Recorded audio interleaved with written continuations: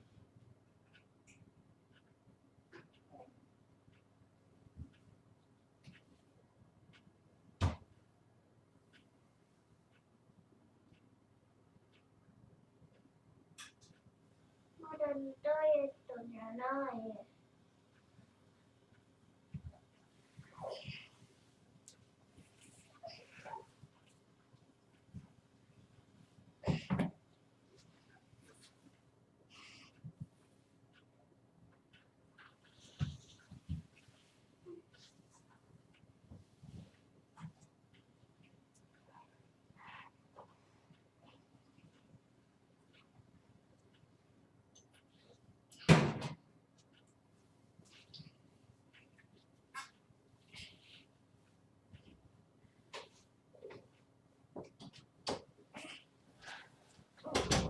Are you still reading your book, young lady?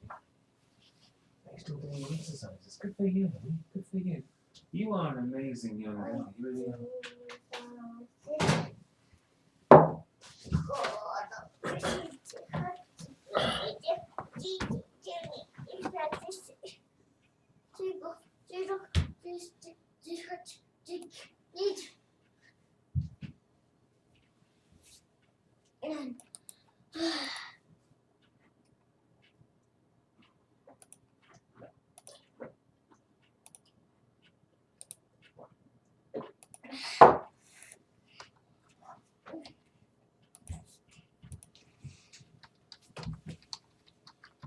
体操しなきゃいけない人は、いつも体操する人はね、一日オレンジジュースか、お茶はいっぱい飲まなきゃいけないから、ジュースは一日だ。I love your advice. You've got some really nice advice, Emma. Doing exercise and so on. Oh, you're a wonderful girl.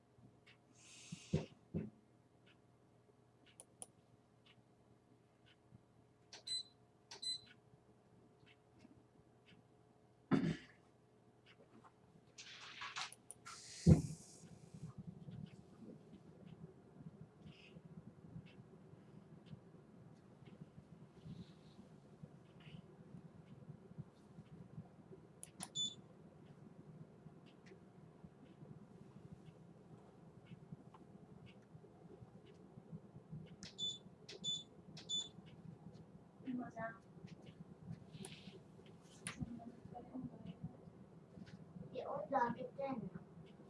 じゃあ長い線はこうやってさ、このところは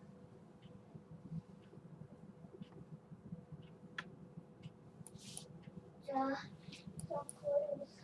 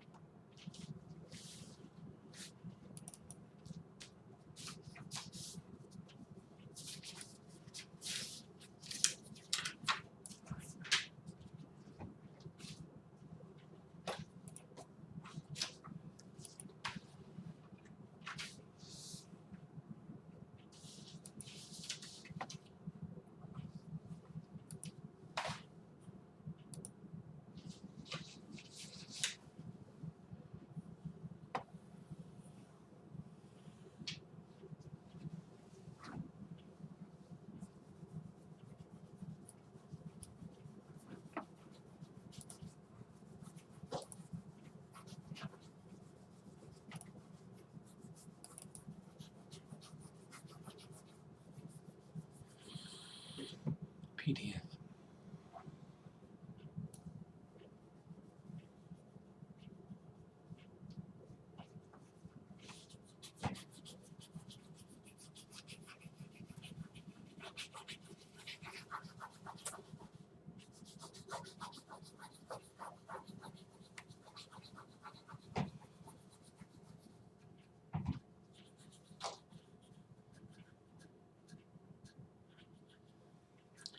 Hurry up.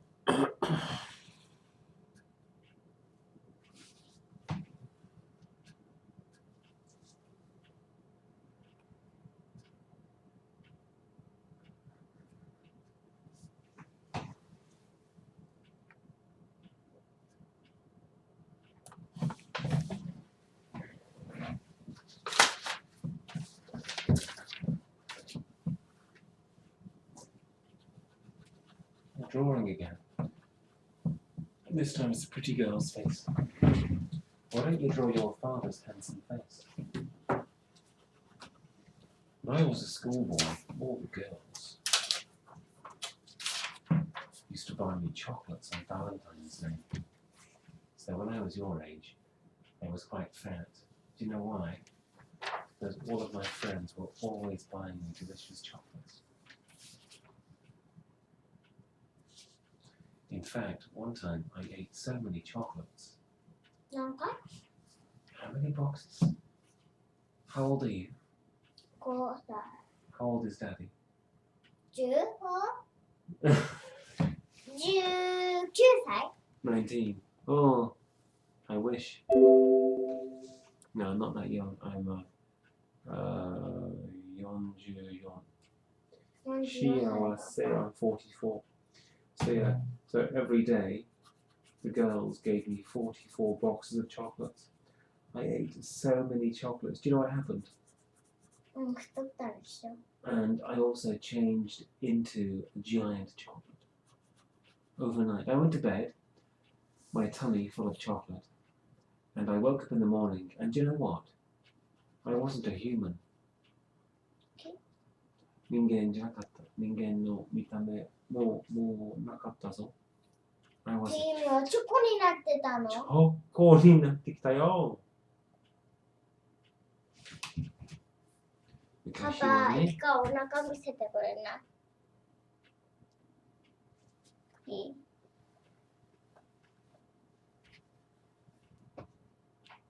これはねチョコの病気だな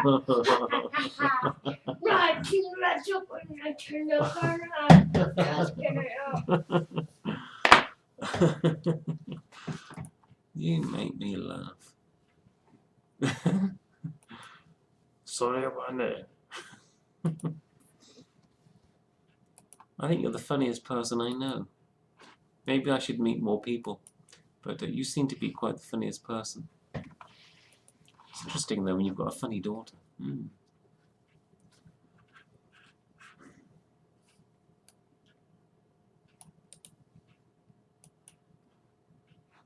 Hurry up and print this, will you goat?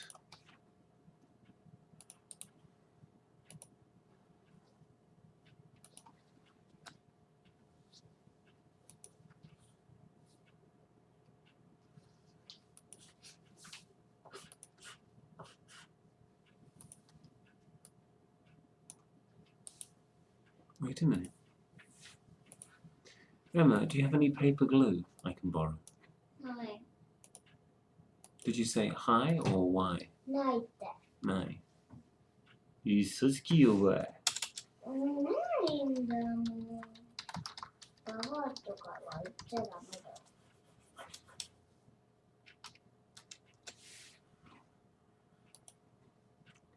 よっぽどに嘘つきね。嘘つきじゃない。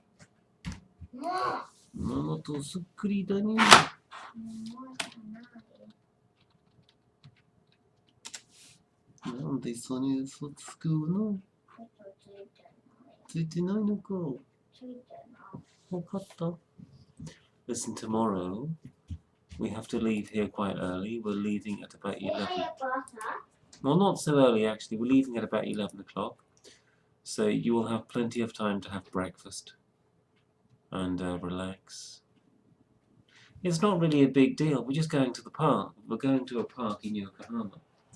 And if we're lucky, we might have... Yeah, we're going to have a picnic, I think. That's the idea. We're going to have a picnic.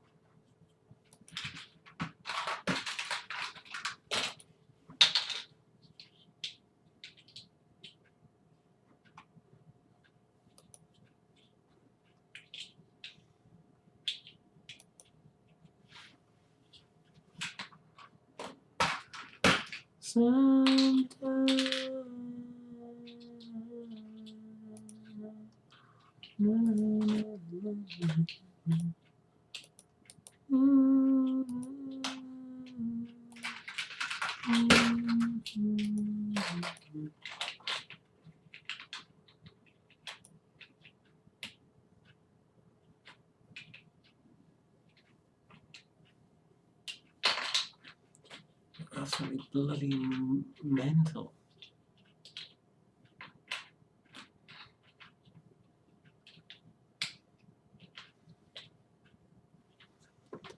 So screw that, I'll do that on Tuesday.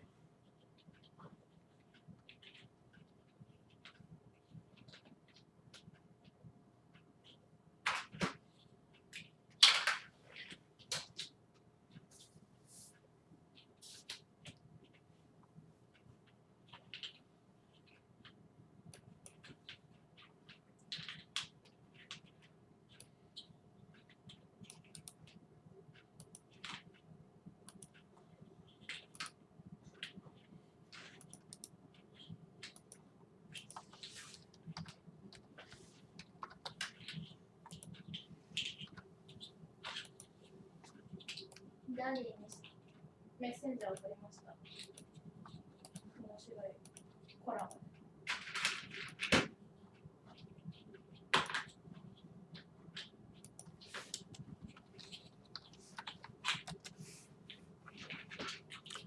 動物で撮った写真ですか？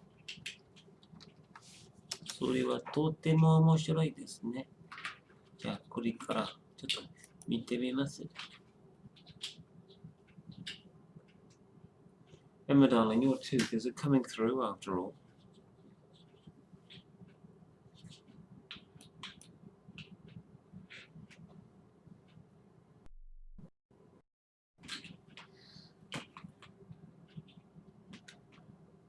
Shopatman. What crap is this?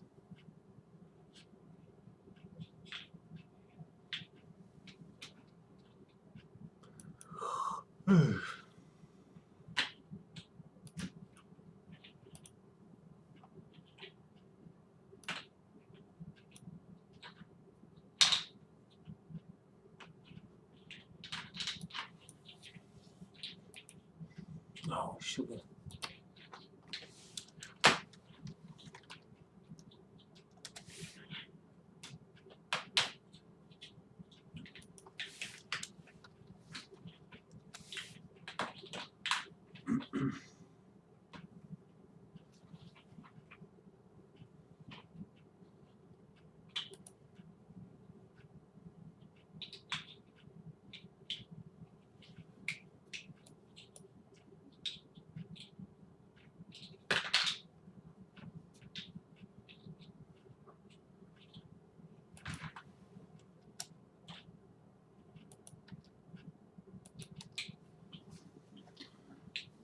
Futuricity.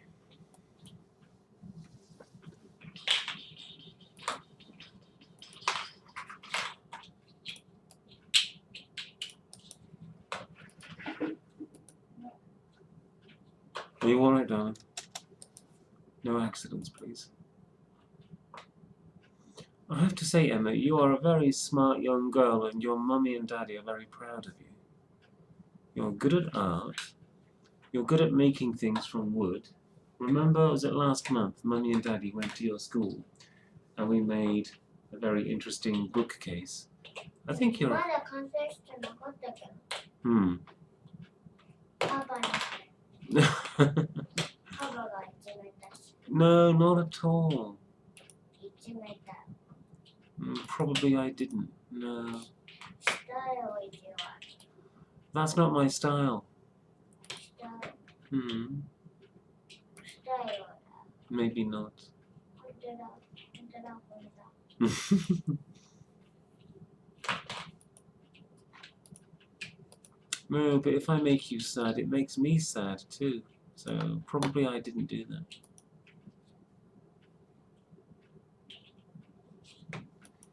But you know, sometimes you feel that I'm a little bit unkind. Oh, yeah.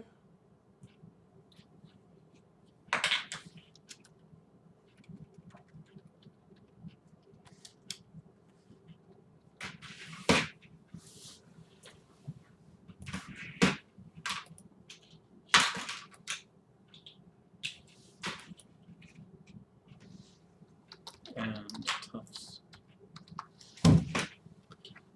This is so tedious.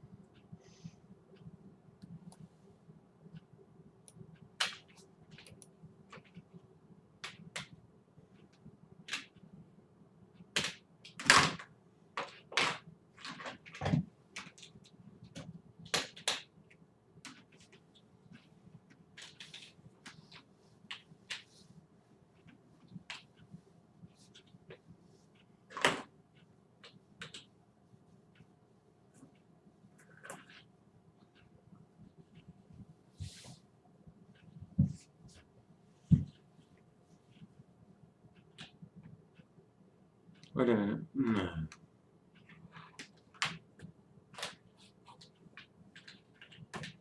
That's just crap, isn't it? It's a deadline. Oh, fuck it. No, I'm not interested. Sorry. It's just too far. But okay, I've kind of worked out how that is used. Boring.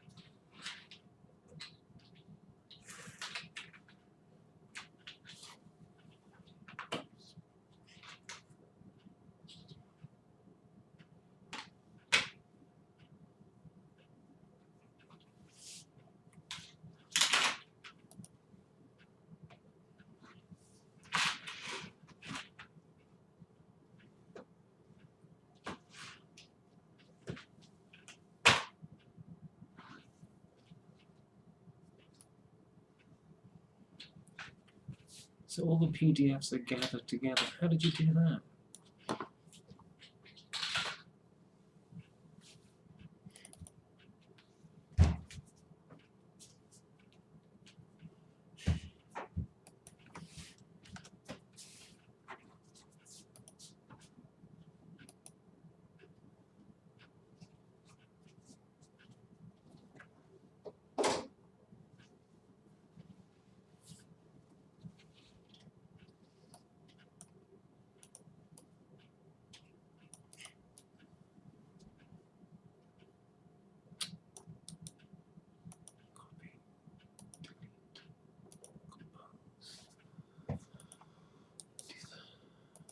Papa, Yes, darling.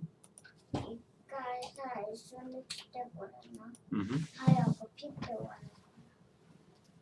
We're talking about what? You want to go and get your futon? You want to go and make some chocolate?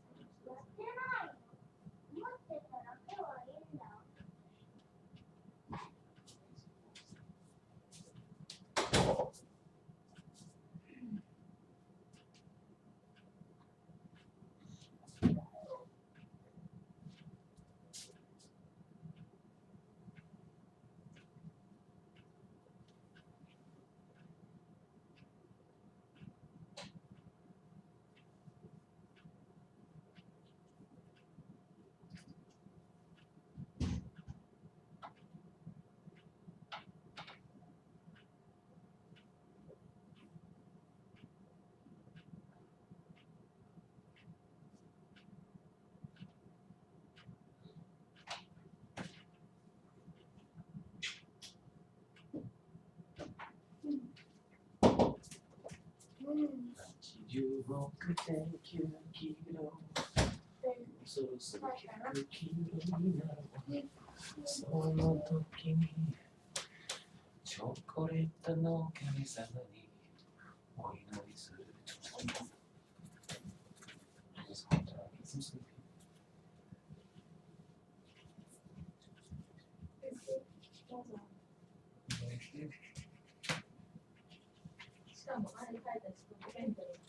Are you serious?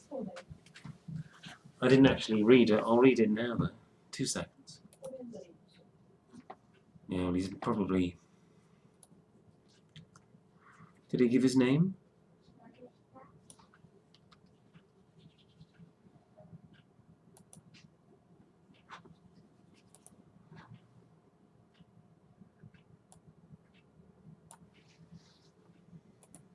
Complete madman talking like that.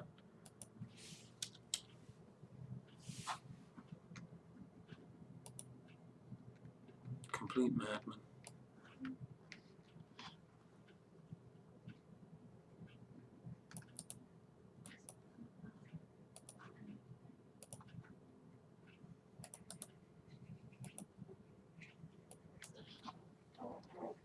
Oh, I can't.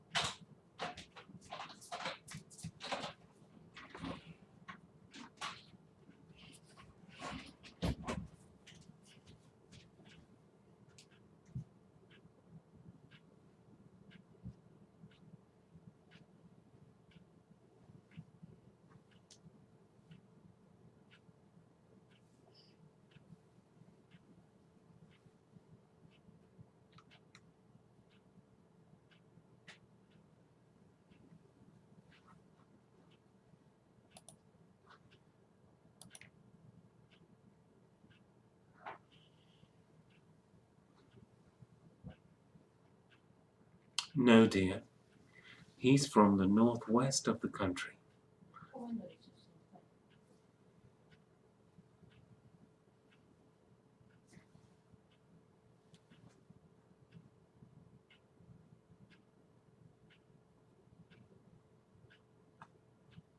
No, it doesn't say that at all.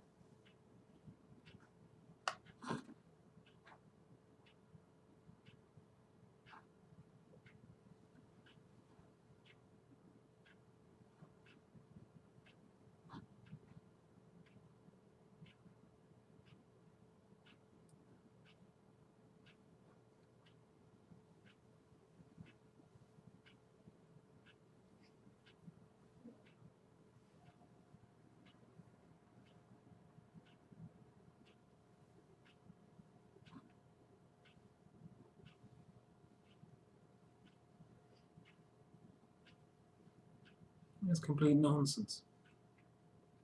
First, he's not from Coventry, and he's just talking about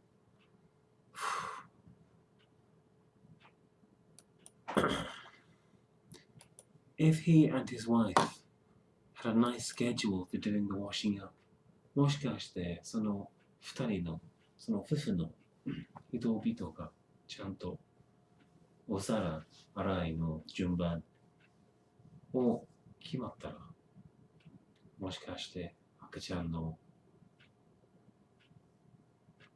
入ったやつとかの洗濯の順番とか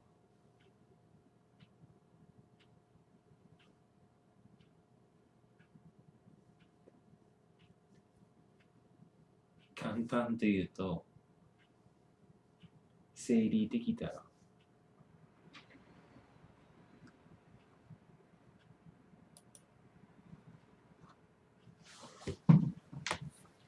I think if he listened to his wife, and if his wife listened to him, then he promised.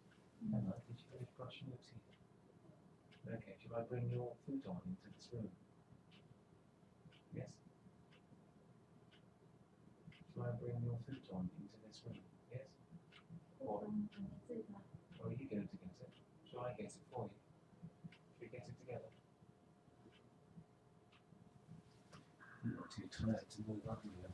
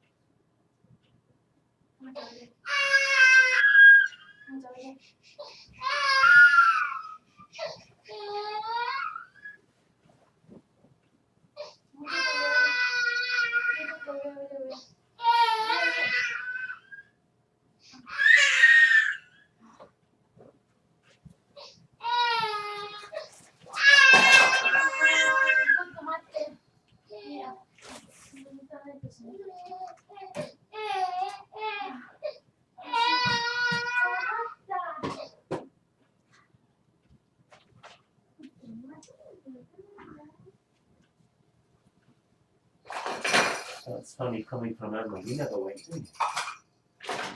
Trying to give your brother a lesson in patience. That's funny. Oh, sure, you have to wait. Oh, you have to wait. I've never heard you wait. I'm shouting at you now. Brush my teeth. Clean my bum. Hurry up. Wash your feet. Oh, no.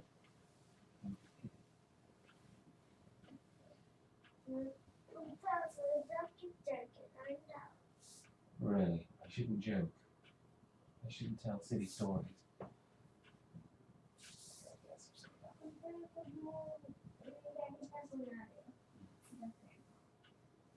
Why do you just answer my question? Why do you always keep your feet outside the blanket?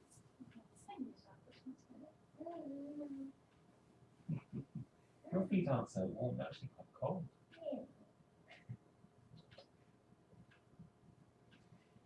You're a beautiful child. Not just your face, but your heart. You're such a kind girl. And Mummy and Daddy are very happy to see you and your brother becoming friends. And it's so nice to see you taking care of the little rough baby brother. It's beautiful.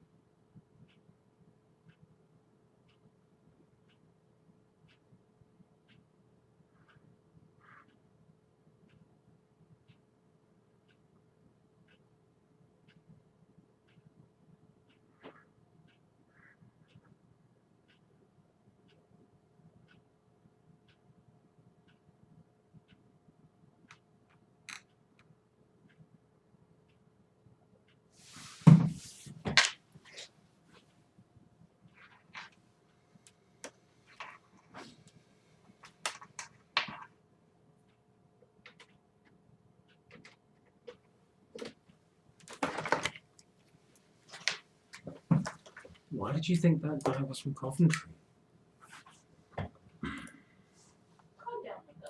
It says Northumberland. No.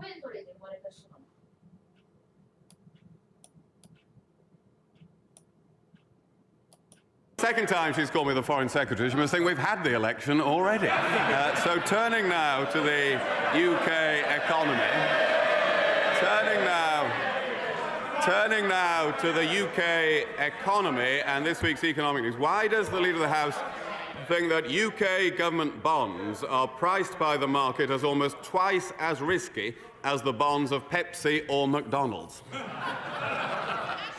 Well, he knows that the question of the value of sterling depends on a whole range of issues. He knows that. And as far as the question, the point that he made in relation to his own position, I think there's two contingencies there. Firstly, he's making the assumption that they've won the election. They are arrogant, they have not. And secondly... Order. I apologise for interrupting. We must have some order. Constant barracking and yaboo behaviour is a complete turn-off to the public. We don't want it. We don't need it. Leader of the House. And secondly, he is making the assumption that he is going to be remaining in his position. And I wonder about that, since the country, that this House, Mr. Speaker, this House puts the highest value on the question of integrity. And the country, yes it does, yes it does, and the country, this country, Mr. Speaker... Conservatives are pointing and barracking Harriet Harman. This session will take place in an orderly fashion, or it cannot credibly take place at all. I appeal to members to calm down and to listen both to questions and to answers. Leader of the House. I think this is something the whole House can agree on, that this House places the highest value on the question of integrity. And this country has been misled. And the question is whether they were misled by the deputy chair of the Conservative Party, or whether they were A lot of finger pointing and shouting. Conservatives are protesting. The deputy chairman of the Conservative Party is, of course, Lord Ashcroft. Mr. William Hague. Speaker, first of all, I was not assuming the election result. She was assuming the election result and the election of the Conservative Party. Secondly, the question was not about sterling, but about government debt, to which I will return in a moment. And third, people in glass houses should not start throwing stones, because the real party funding issue in this country is the power of the Unite Union that is bankrolling the Labour Party. That is wrecking British Airways.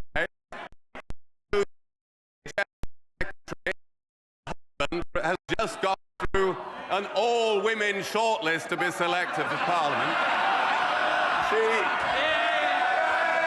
That's a reference to Jack Dromey.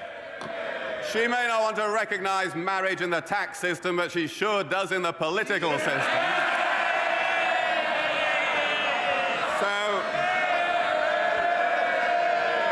So let's return to the question, which is the fate of our entire national economy, only that. And as the Governor of the Bank of England says, the longer there is not a credible plan that sets out what actions will be taken on the public finances, there is a risk. If she doesn't know about government debt, why does she think business investment showed its biggest annual fall last week since records began?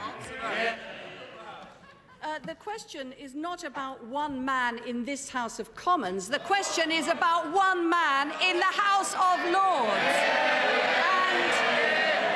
And when it comes to government debt, when it comes to government debt, the most important thing is that the economy should grow and that we take action to ensure that there is growth in the economy and that we have more jobs. It's also important that we are careful about public spending, and of course tax has a part to play in reducing the deficit. And people who have promised to pay their taxes and give us assurances should pay their taxes. And what has happened to the tens of millions of pounds of taxes that the Shadow Foreign Secretary promised would be paid by Lord Ashcroft? Mr. William Hague. If she wants to discuss the House of Lords, I'm sure she will want to explain the position of Lord Paul, who was made a Privy Councillor after he bought 6,000 copies of the Prime Minister's book on courage. And never has so much been given for so few people to read so many words in vain. So she might also want to explain why Labour took £500,000 from a non-dom hedge fund manager called Mr. Bollinger. Champagne socialism is alive and well in the Labour Party, obviously. Now, the question, we'd moved on from debt to business investment. She may not have noticed that. But since she introduced the question of the pound, does she agree with what the Prime Minister said some years ago, that a weak currency arises from a weak economy, which in turn is the result of a weak government. So what does this week's plunging pound say about this weak government?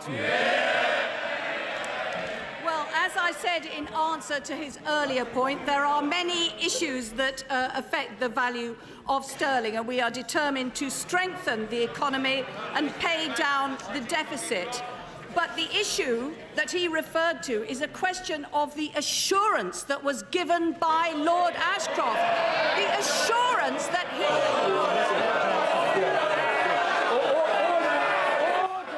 Conservatives are shouting and pointing. Order. I don't require any help from backbench members. I would say to the Leader of the House, we must stick to matters of government responsibility. Order! Order! This matter has been addressed, and I'm sure she will now do that. Mr. Speaker, this is an issue outside this House of Commons, and I want to make it an issue inside this House of Commons. Conservatives are protesting again. Foreign Secretary stands here without a shred of credibility. Mr. William Hague. This is William Hague's last question. I think we know what a desperate panic the government are now in, Mr. Speaker. And it won't save their marginal seats. Isn't the continued absence of... I apologise for interrupting the Right Honourable. Government backbenchers are now getting very, very overexcited. They must calm down. Mr. William Hague. Some government backbenchers have been waving fivers at Mr. Hague. Mr. Speaker, isn't the continued absence of confidence in the government's policies the biggest threat to recovery, as it means interest rates and mortgage rates will be higher in future than they would otherwise have to be? And so wouldn't the real way to create economic confidence that this country needs is for the Prime Minister, while he is at the Palace today, to ask Her Majesty to dissolve this Parliament, call that election, so we can be rid of this disastrous government once and for all?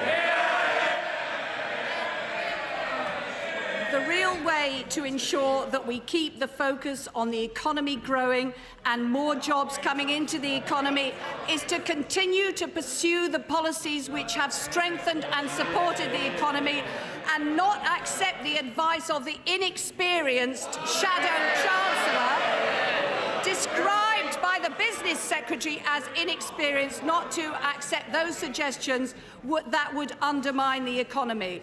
And as to the issue of credibility and who we should believe, we cannot have it that both the Vice Chairman of the Conservative Party is right and the Shadow Foreign Secretary is right. They can't both be right. One of them should go.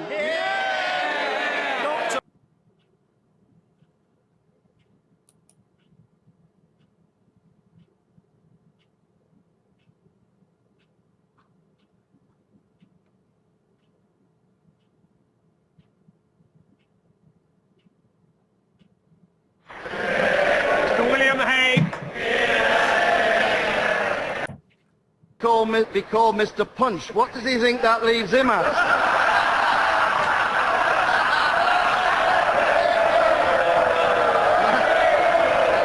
And I have to say to him, he did lose that election, and a great deal has changed since he was last on the front bench, because what's not changed is I'm on this side in government. Mr. Speaker, the big question this week is, can we believe what the Prime Minister says? So let us start with his credibility gulf over the election. The Prime Minister was asked this: hand on heart, if the polls showed a 100-seat majority, would you still have called off the election? And he said yes. Does he expect anyone to believe that? And Mr. Speaker, I will take no lectures from the Leader of the Opposition. This summer,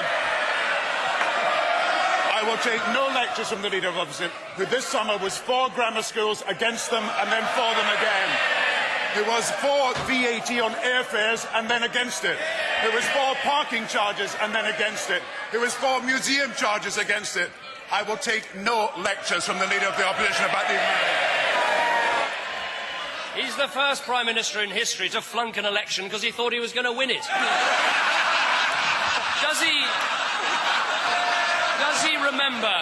Does he remember writing this? It's in his best-selling book about courage.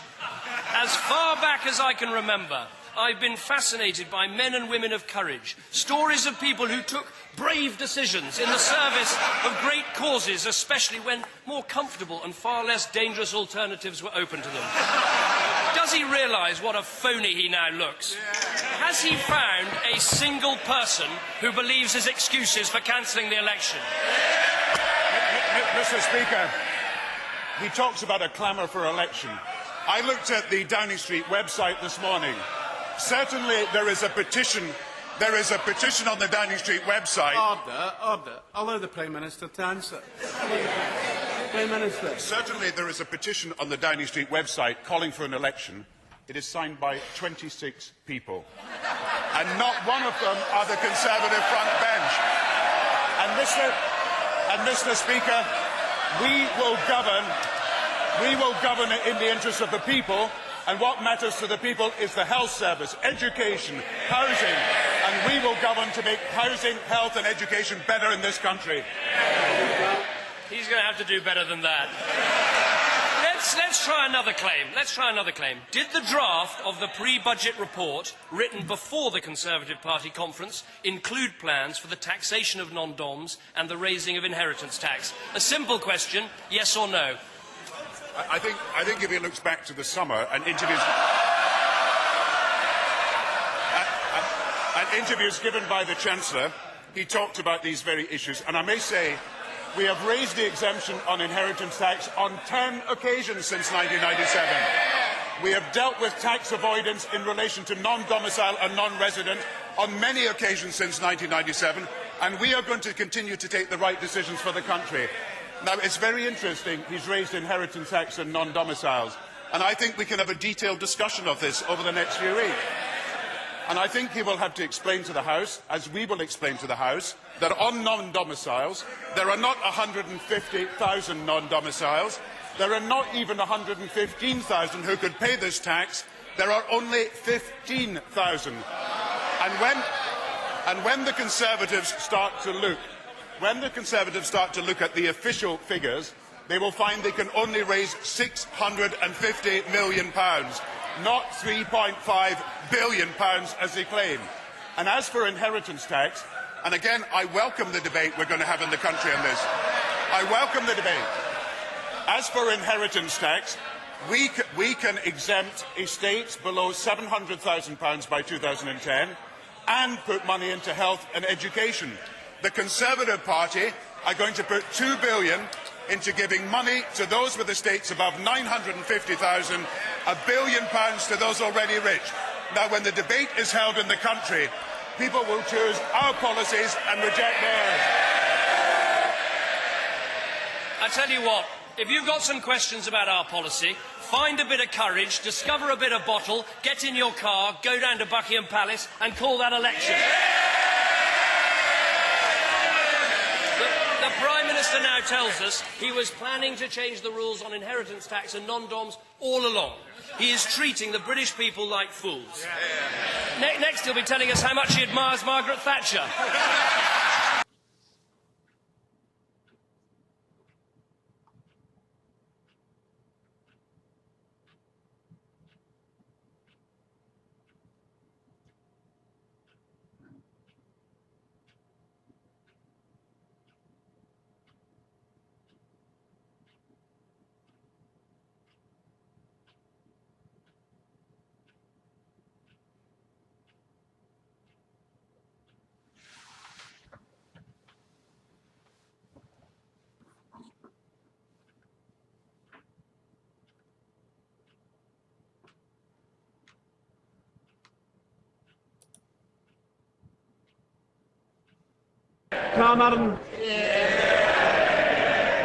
There we have it, Mr. Speaker. No buts, just cuts.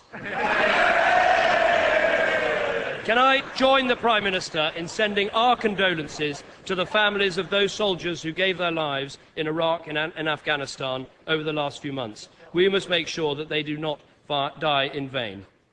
The Home Office has explained that it is moving prisoners at risk of escaping to open prisons. the Home Secretary is apparently happy with this, is the Prime Minister.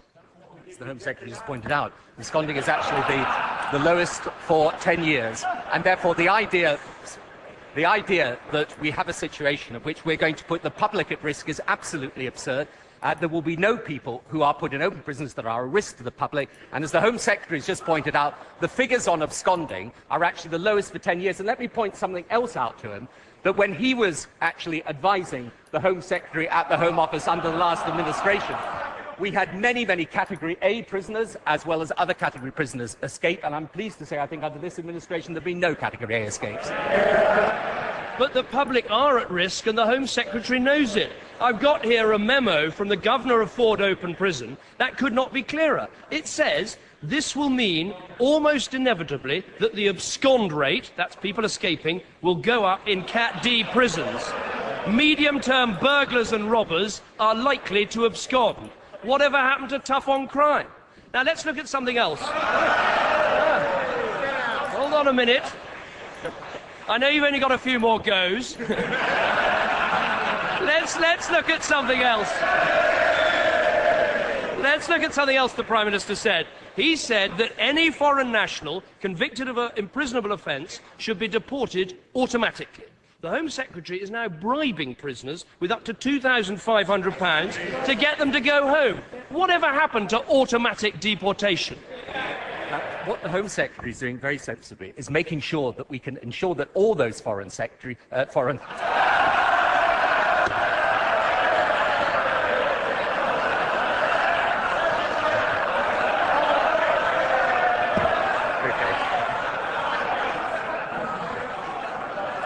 Right. But there's not much of a recovery after that one, but that all automatic deportation. What the Home Secretary is doing very sensibly is making sure that we can ensure that all those foreign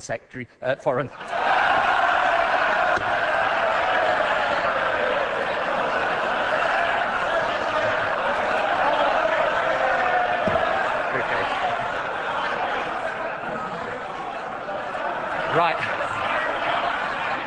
But there's not much of a recovery after that one, but that all those foreign prisoners can be returned as early as possible. And it is obviously going to cost money in order to do that, but in order to make sure that it happens more quickly, then we're making sure not that they're given a cash payment. This is absolutely wrong.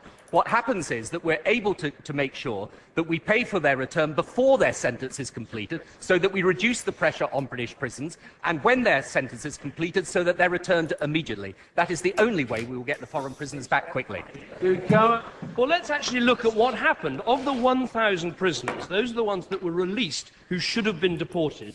Only 86 have actually been sent home. That is not automatic deportation.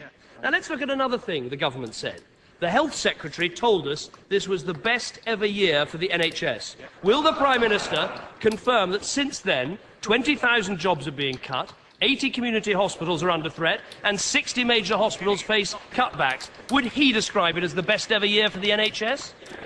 Well, first of all, I'm delighted we got onto the National Health Service. There are not 20,000 jobs going in the National Health Service. Actually, since this government's come to power, there are 250,000 extra people employed in the National Health Service. But let me just point out to him, since he's launching this campaign on Saturday about cuts in the National Health Service, his policy proposal earlier this week is for an independent commissioning board that would apparently be free to commission all services. No, nobody on this front bench is in favour of an independent commissioning board. Okay? They will be free to commission all services, and we know from the Honourable Member for Dorset North that there will be no limits to independent commissioning. That is right. Now, therefore, under his proposal, if they wish to commission maternity services or paediatric services or diagnostics from the private sector, they will be able to do so without limit. So how does he put forward that policy proposal on the Monday and then launch a campaign asking me to intervene with local decisions, provide more money at the end of the week? I don't know why the Prime Minister's attacking our health policy. One of his health ministers has said it's worth looking at, and the Chancellor's going around briefing everyone that he'd introduce it. I know the Prime Minister and the Chancellor don't talk anymore, but if he read the newspapers, he might find out what his Chancellor thinks. The Prime Minister is living in a fantasy world. In the real world, community hospitals are closing, nurses are facing the sack, and beds are being lost. No wonder Labour isn't trusted anymore with the NHS. Now, let's look at something else the Prime Minister told us. He told us in January, you'll enjoy this one, I'm absolutely happy that Gordon Brown will be my successor. This is what he said. He needs the confidence of knowing he will succeed me, and that's fair enough. Does the Prime Minister still think that today? Well, Mr. Speaker, let me just say to him. I think I don't resolve from anything I've said, but let me just go back for a moment. No. Let us go back for a moment to the National Health Service, right? He has just proposed a campaign saying that he would reverse all those decisions that are being taken by local decision makers on the NHS, and he is saying that he would reverse those decisions. Right, let me read to him from his campaign document.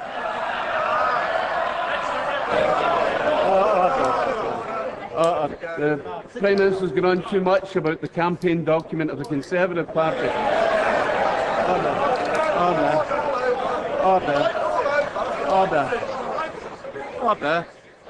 Order.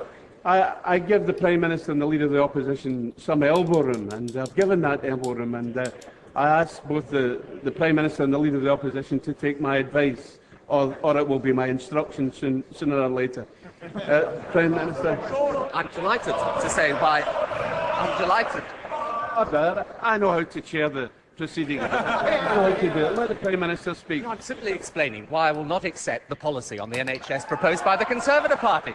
Well, I assume he launches this policy proposal because he wants us to accept it. And the reason I won't accept it is this. Because his proposal is for an independent board to take all commissioning decisions and the allocation of resources. That would mean no accountability for politicians in this House about the decisions that are taken, and it would mean, since there are no limits to the private sector involvement, that any of these services he's going to protest about at the end of the week would be guaranteed under his proposals made at the beginning of the week. Look, it was a pretty straight sort of question, and he's told us he's a pretty straight sort of guy. Does he back the Chancellor as his successor? Yes or no? I mean, I do. Do you?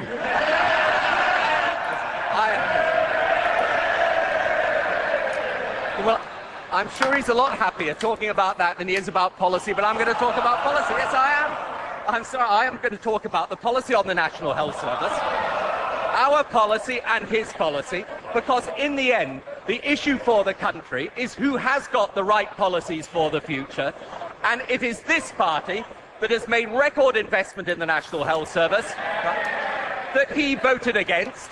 It's this party that has delivered better waiting times, lower waiting lists, improved cardiac and cancer care, better accident and emergency departments, and his policies would put all of that at risk. And that's why we will stick with our policies, not his. Everyone can see that this government is divided and paralysed.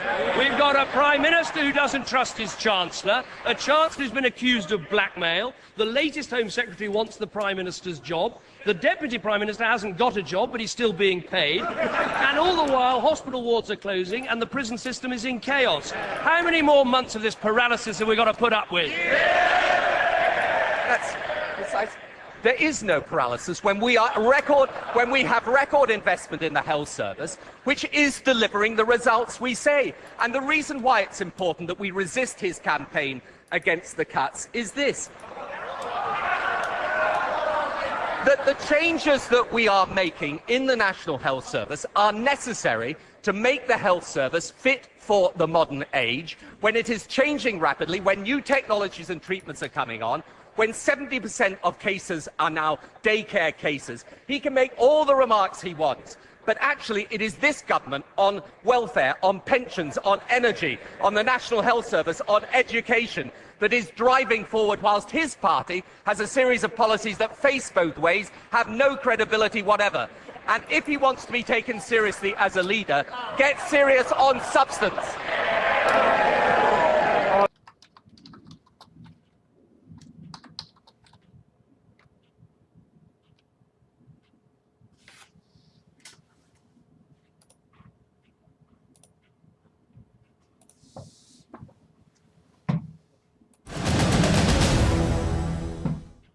This morning, the Prime Minister said these business leaders had been deceived. Since then, another 30 business leaders have come again and said, oh, we're right and they're wrong. And let me tell him, let me just read the Prime Minister what they're saying. Paul Walsh, the head of Diageo, on the Prime Minister's Business Council. No, not a Tory, one of his advisors. Yeah. Well, he's probably a Tory now, so are half the country. Let's hear what he had to say. It is not true to claim businesses have been deceived. National insurance is a tax on jobs. Let's hear from John Egan, former head of BAA. How can there be a deception? National insurance is a tax on jobs, pure and simple. Isn't the truth this? This Prime Minister would wreck the recovery by putting a tax on every job, on everyone earning over 20,000, a tax on aspiration, a tax on every business on the country. This government would wreck the recovery. Mr. Speaker, it's the same old Conservative Party.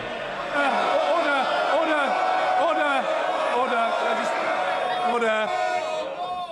Members must calm themselves. There are several weeks to go.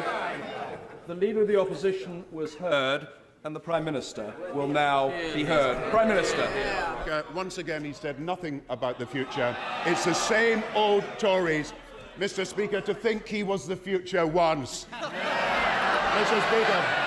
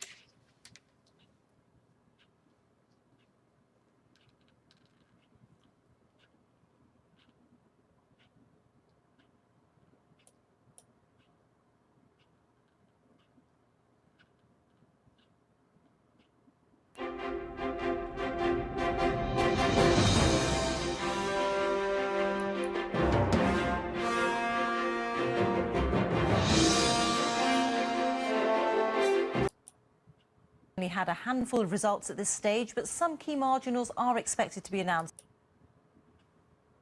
That's a council that has a Liberal Democrat control. The swing, though, from Liberal Democrats to Conservative, 4% in Eastbourne.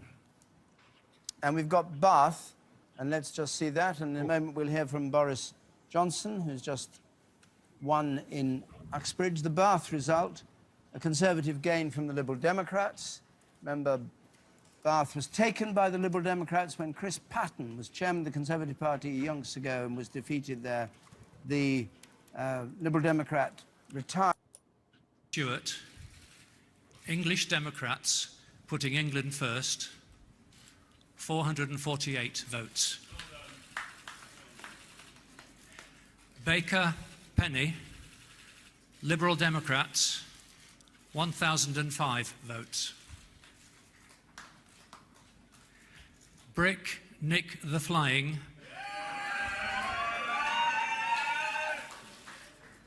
the official monster raving loony party, 162 votes.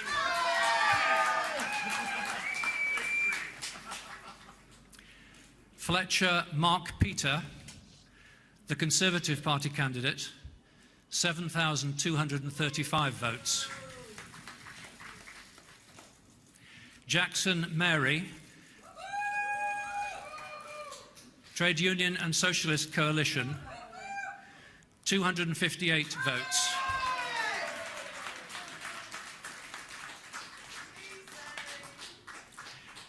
Kennedy Pete, Green Party,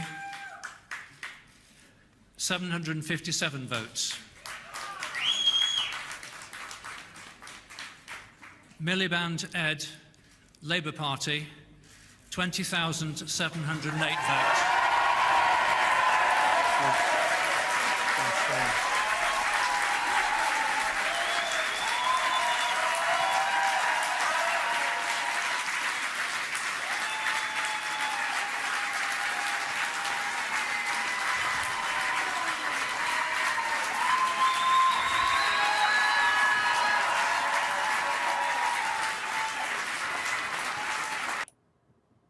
$23,548.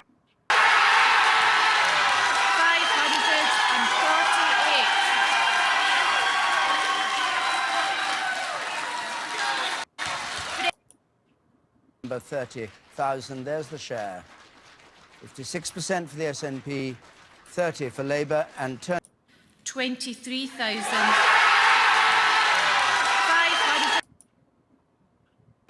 On this at least, is that fear may have won the day. We're seeing in Wales, but certainly in England, seeing the Conservative Party who've played the fear card, fear of the SNP, and dare I even say fear of Scotland more broadly. And that worries me greatly. All right, nationalism is always dangerous, whether all you right, wrap yourself in a let's, Union Jack or... Sure, but let's Scottish... go to my hometown of Paisley, where we've got a declaration there.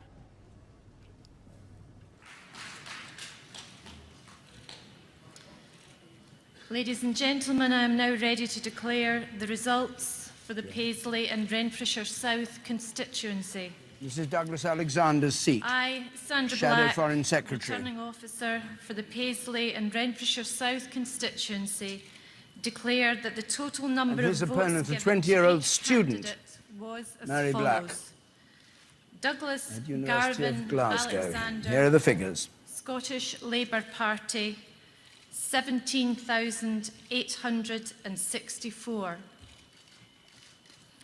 Mary Black, Scottish National Party, 23,548.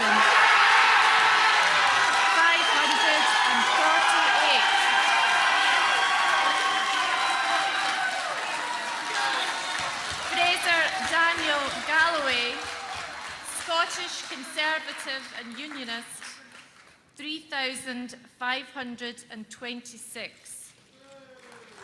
Eileen McCartan, Scottish Liberal Democrats, 1,010. Sandra Amelia Webster, Scottish Socialist Party, 278. The total number of ballot papers rejected was 69, and the total number of votes was 46,295. Participation, and in particular... You can expect the Liberal Democrats to emerge from... Scotland, where you will probably have at most one or maybe no MPs at all, in which it looks like there could be 57, 58 Scottish nationalists out of 59. That cannot hold. You have to do something about Scotland to address that issue. What could it be? Well, we've committed, as the other UK parties have, to a further degree of devolution for Scotland. Well, just by the way, to interrupt you, we are just watching pictures of Mr. Cameron's car about to arrive at his canton in Witney. Sorry, Francis, but you have offered some more devolution, but Oh, we're going to go to my hometown of Paisley, where we've got a declaration there.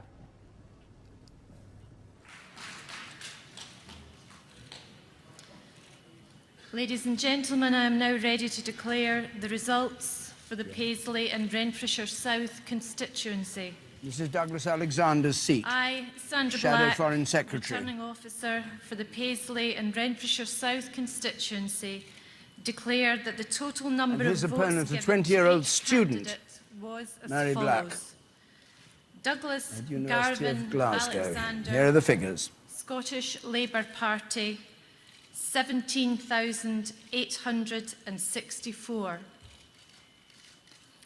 Mary Black, Scottish National Party, 23,548.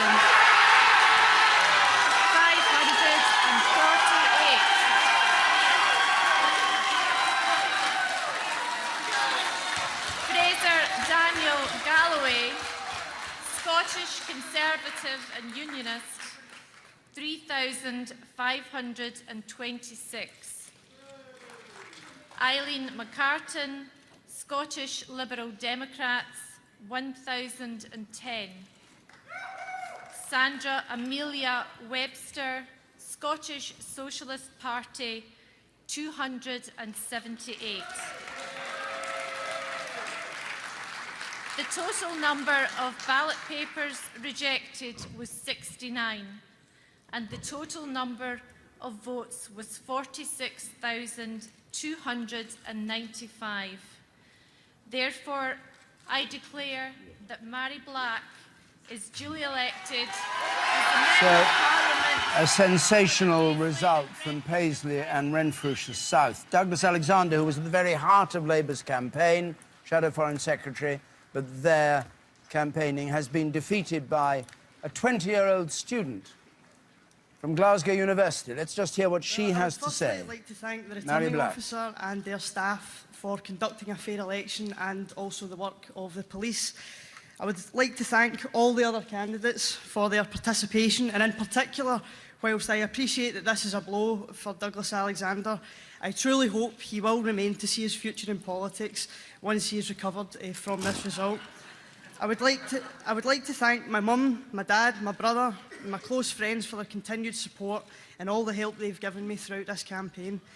I want to thank the people of this constituency for placing their faith in me and for their faith within the SNP. Whether you voted for the SNP or not, and whatever your views are on Scotland's future, I will seek to represent you and everyone in this constituency to the very best of my ability. This election is about making the voice of this constituency and the whole of Scotland heard more effectively at Westminster than ever before.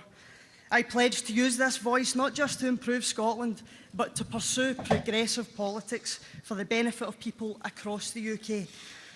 If I have been elected alongside a strong group of SNP MPs, we will work to put an end to the austerity cuts which are hurting people in communities both north and south of the border.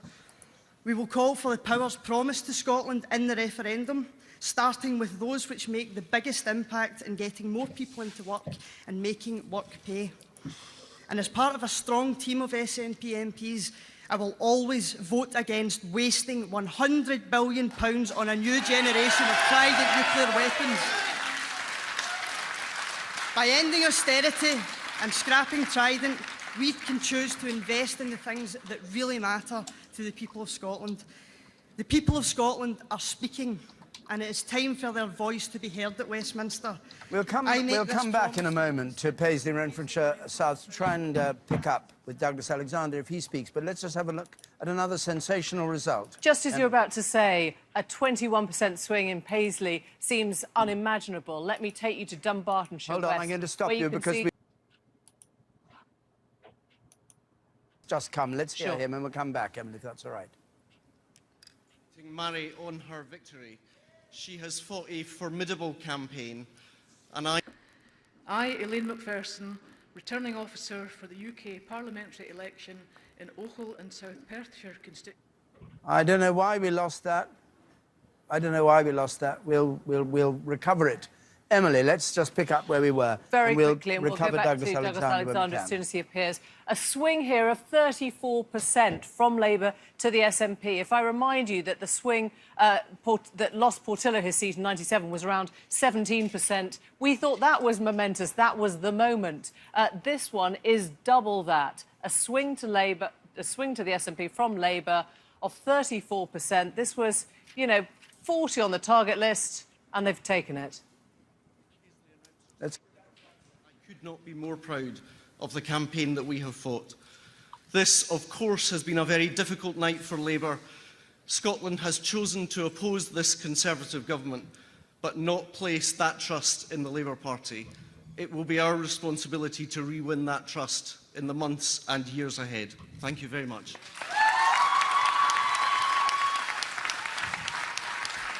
Well, I'm sorry we missed the beginning of Douglas Alexander's speech from a glitch, but glitches are inevitable with all these seats and cameras all over everywhere. Things do go wrong occasionally, Andrew. Indeed. Just listening to Murray Black there and trying to push this ahead, the SNP now have a fascinating challenge ahead. They say they're going to make Scotland's voice heard more clearly against austerity, but probably in a situation where David Cameron and the Conservatives rule at Westminster and overwhelmingly rule in England. How is that going to work out? There is another interesting aspect to this, isn't there? That the Scottish politicians, both Labour and Conservative, have been powerful influences on British politics for generations. Gordon Brown, Malcolm Rifkin, David Steele, Ming Campbell, and so on and so on and so on. What the SNP are doing are forcing both the Liberal Democrats and the Labour Party to become very, very different parties. They're losing all those generations of Scottish, British leaders, the origins of those parties as well, and they will be very, very different parties in the years ahead. We are seeing the entire shape of British politics changing before our eyes. We've got another result in. I should just say Mary Black, we think, is the youngest MP to be elected since the Great Reform Act in 1832, aged 20. Emily. Years old. Let me show you this one in Dundee West. A very similar pattern to the last two you've just seen. Chris Law takes this for the SNP from Labour, 61% share of the vote. I should also say, in the last seat we were looking at, turnout was up some 10%, so 74% turnout there. This is what happened overnight. Labour there crashing down 25%. The Lib Dems also taking a hit. But the real gains here for the SNP, plus 33%. And you can have a look at these sensational swings that nearly taken the whole of that semicircle. 29% swing from Labour to the SNP, colouring it nearly all yellow. We've got a result from Falkirk. Let's go to the returning officer at Falkirk and hear what's happened there. I, Mary Pitt-Caithley, returning officer for the UK parliamentary election in Falkirk constituency, hereby give notice that the total number of votes polled for each candidate at the election was as follows. Coburn, David Adam, 1,829 votes. Harris, Alison Ada, 7,325 votes.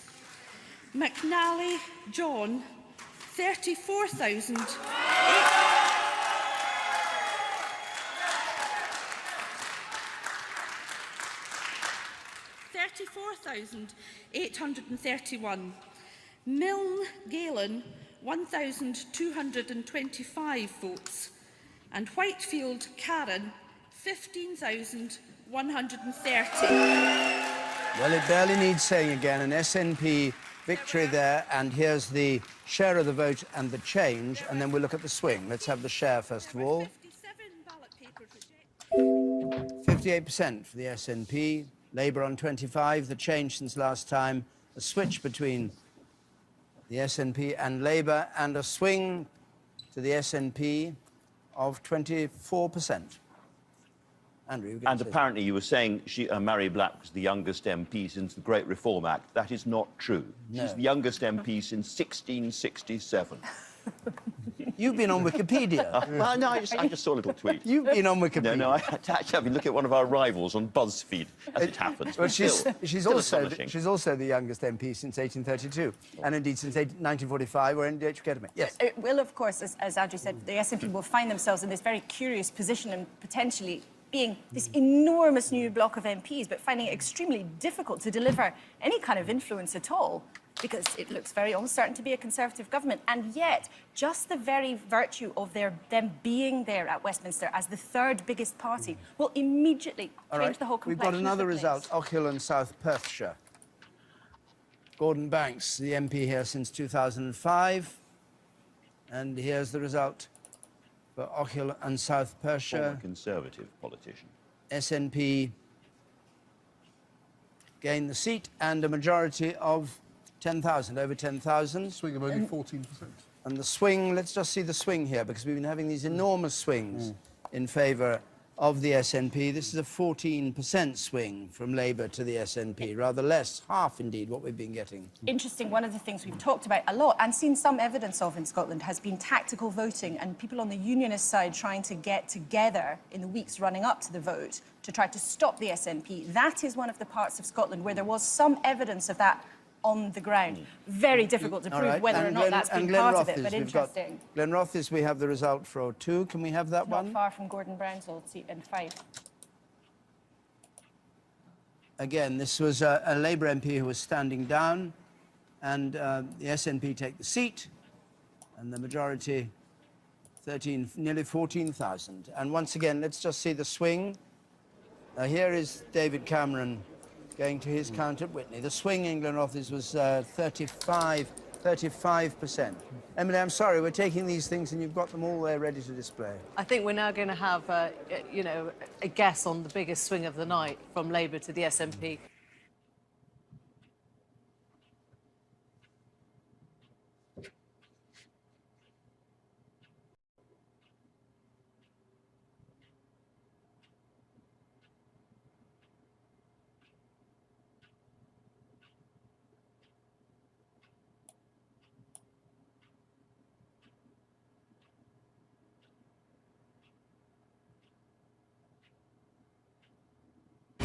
トリスをすいませんロックで親父さんもロックでしたよそのまた親父さんもな知らなかった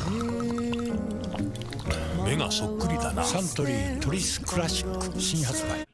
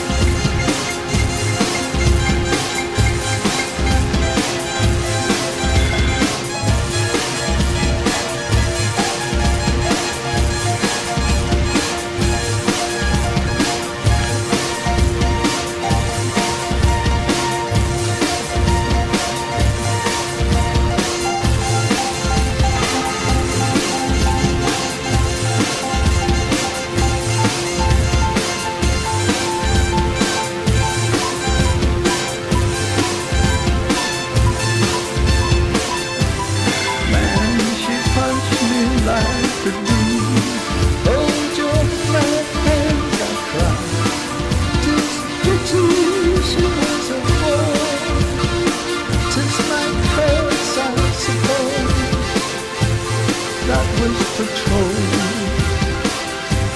That was patrol. Take pity, she was a whore.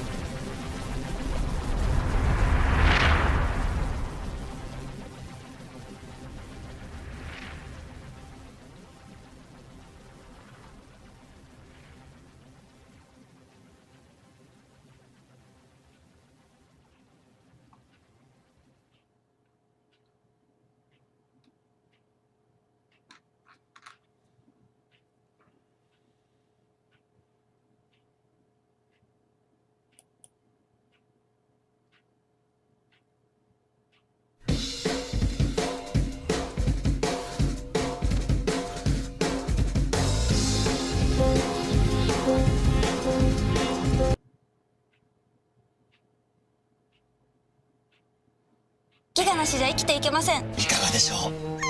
あり。ギガが好きですけど。ない。ですよね。ギガ。これは。はい次。アイドルを作るだと。ギガで何を企んで。何でもやります。はい。母さんまで。やめなさい。痛すぎる。アディ。何だ。やっぱりなし。大人をからかうな。デビュー曲は200ギガ上げた。これは上げちゃう攻撃だ。なんだそれ。やばいぞギガが配り。ゲロピクピク。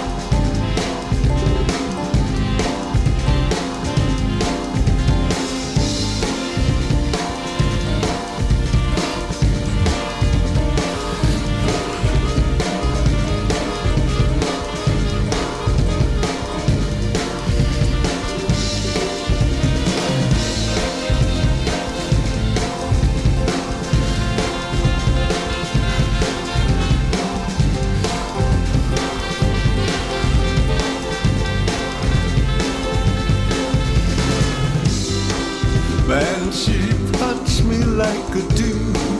Hold your bad hands, I cried. 'Tis a pity she was a whore. 'Tis my curse, I suppose. That was patrol. That was patrol. This is the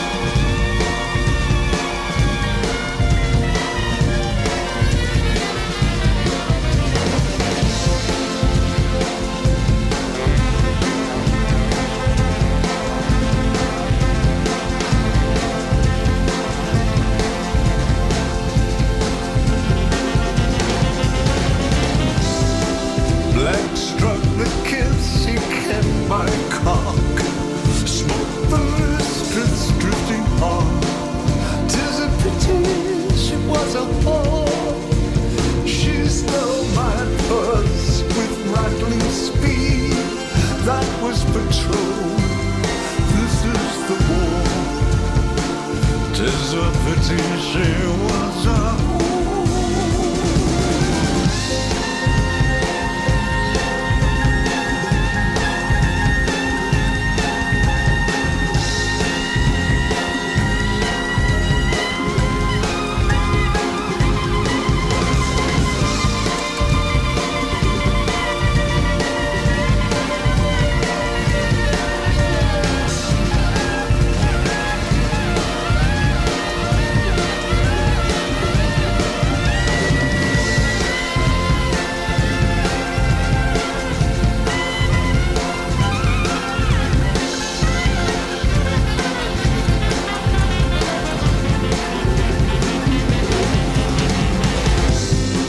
man, she punched me like a dude. Hold your man hands, I cried. 'Tis a pity she was a whore. 'Tis my fate, I suppose. For that was patrol. That was patrol. 'Tis a pity she was a whore.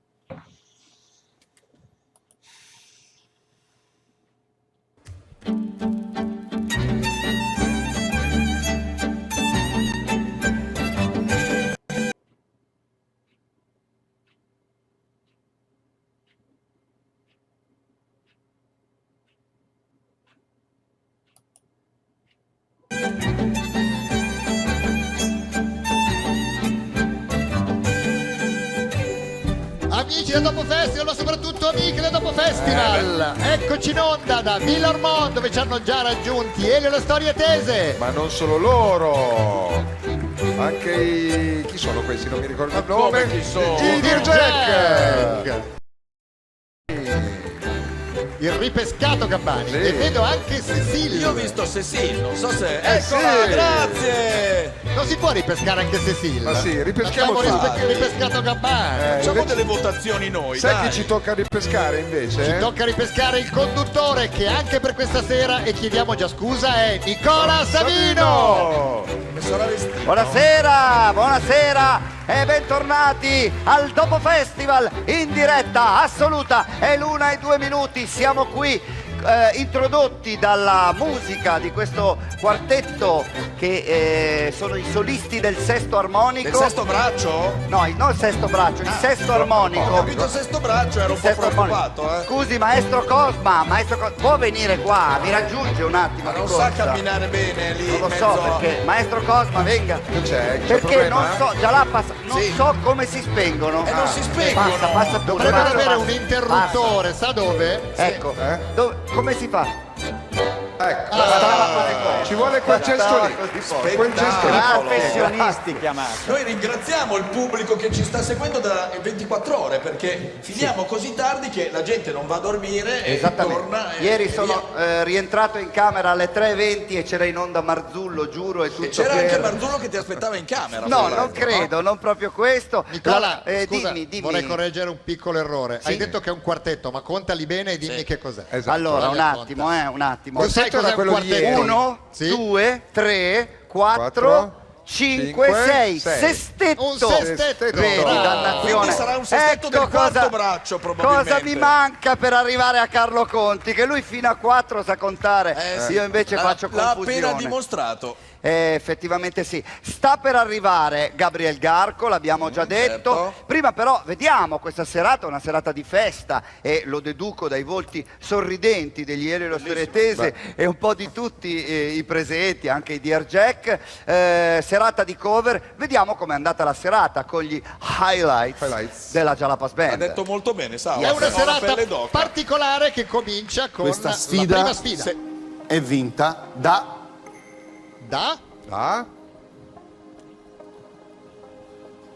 Attenzione. Miele. Quindi Gabbani eliminato. Così sembrava. Poi, Però, sai, a braccio di circostanze, in realtà si odiano a morte, però vabbè. Il Dirige festival l'orchestra. prosegue. Noi dobbiamo dare la pubblicità, giusto? No, Adesso, rimanete facciamola dare a sintonizzati Gabriel la perché c'è si notava, non è...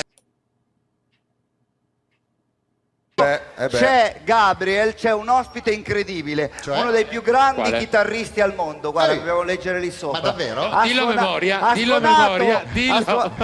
Guarda, ha suonato con Frank Zappa, con David Bowie, Talking Heads, con i Talking Heads. era il leader di King Crimson. E stasera, con King Crimson, naturalmente, stasera con Vittorio Cosma e gli Elio e le storie tese. Un mito! Adrian Blue. Vai.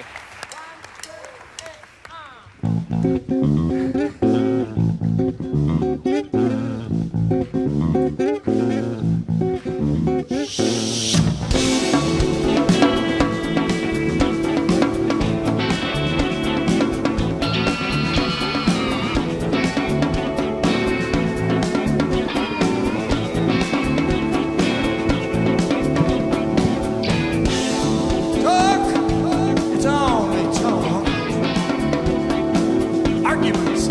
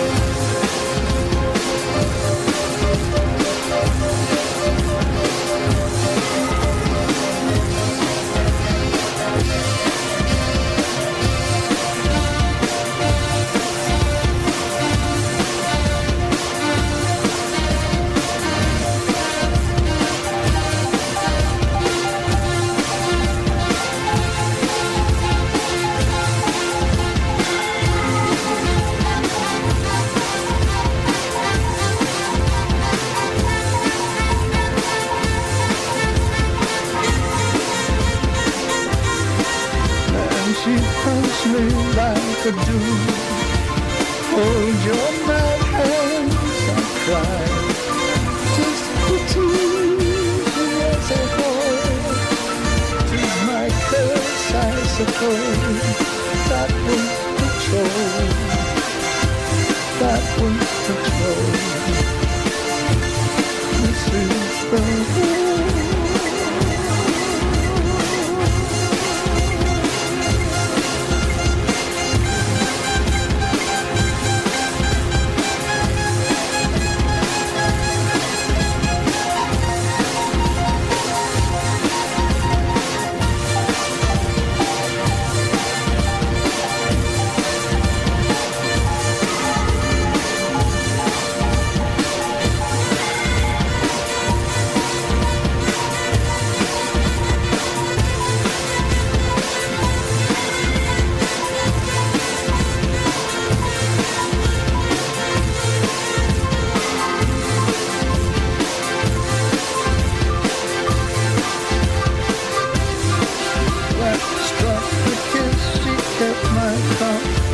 Smoke, the mist is drifting on.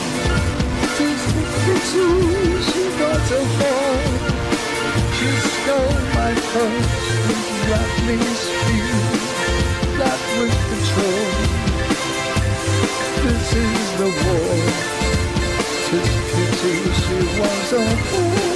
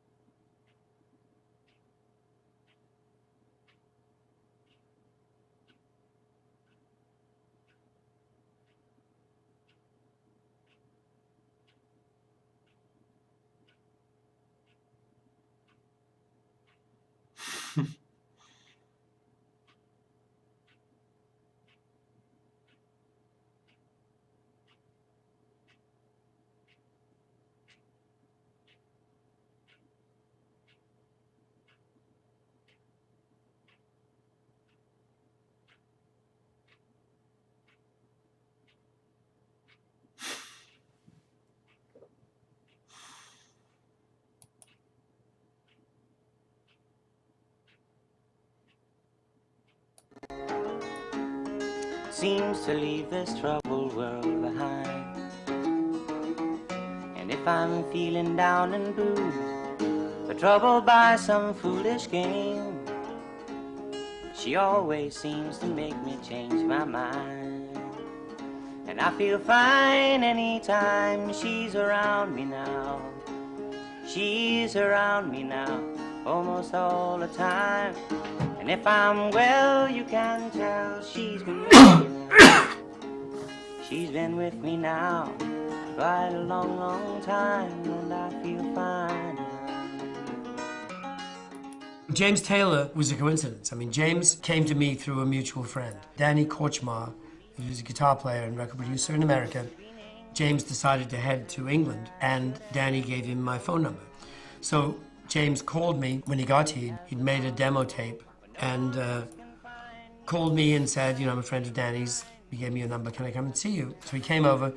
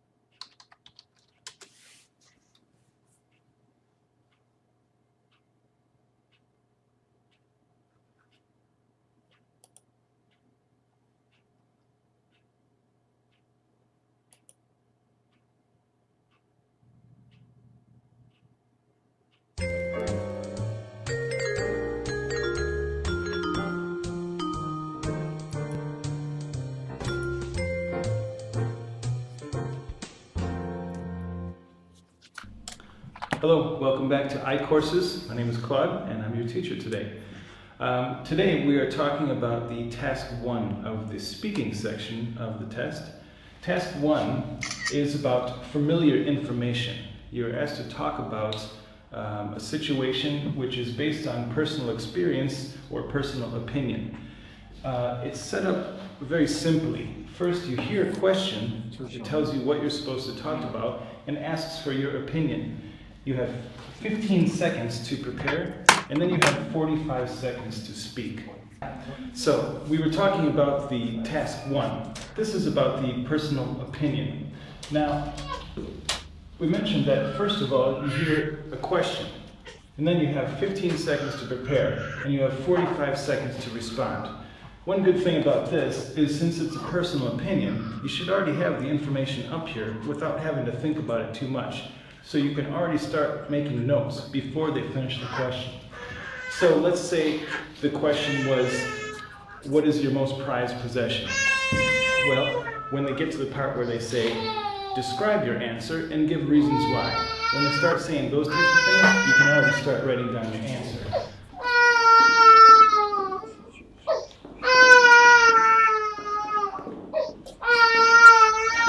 Okay, my answer would be my grandfather's ring. So you may want to, you have to come up with two good reasons for this. Well, one reason, my grandfather was special to me.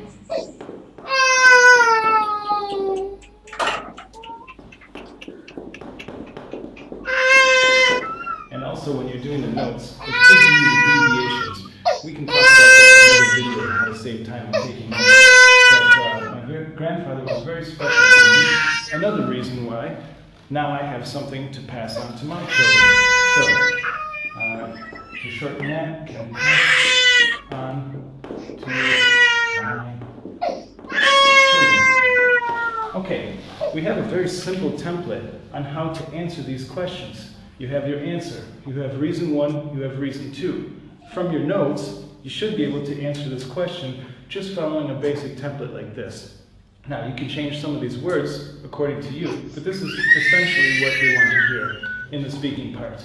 So, when you have your 45 seconds to respond, these two reasons, when you turn these into sentences, that should fill up the whole time. So, in my opinion, the best present that I ever received was my grandfather's ring. For 2 reasons.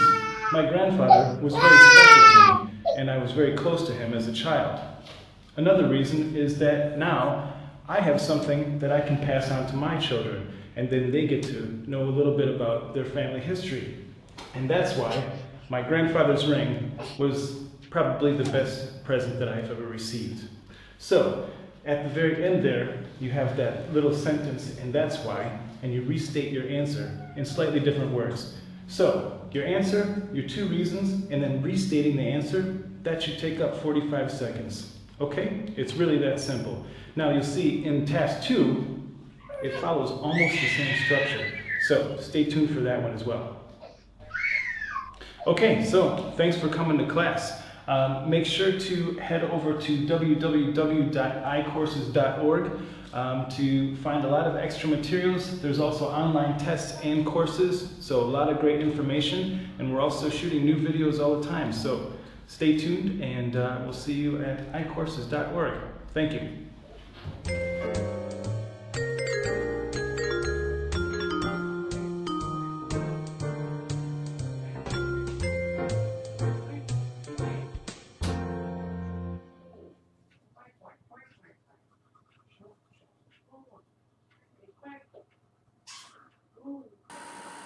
Hi there, CY, and I am Michael, the founder, owner, and the materials writer for all of your lessons at the 7-Step System to Pass the TOEFL IBT, and you're one of my online students.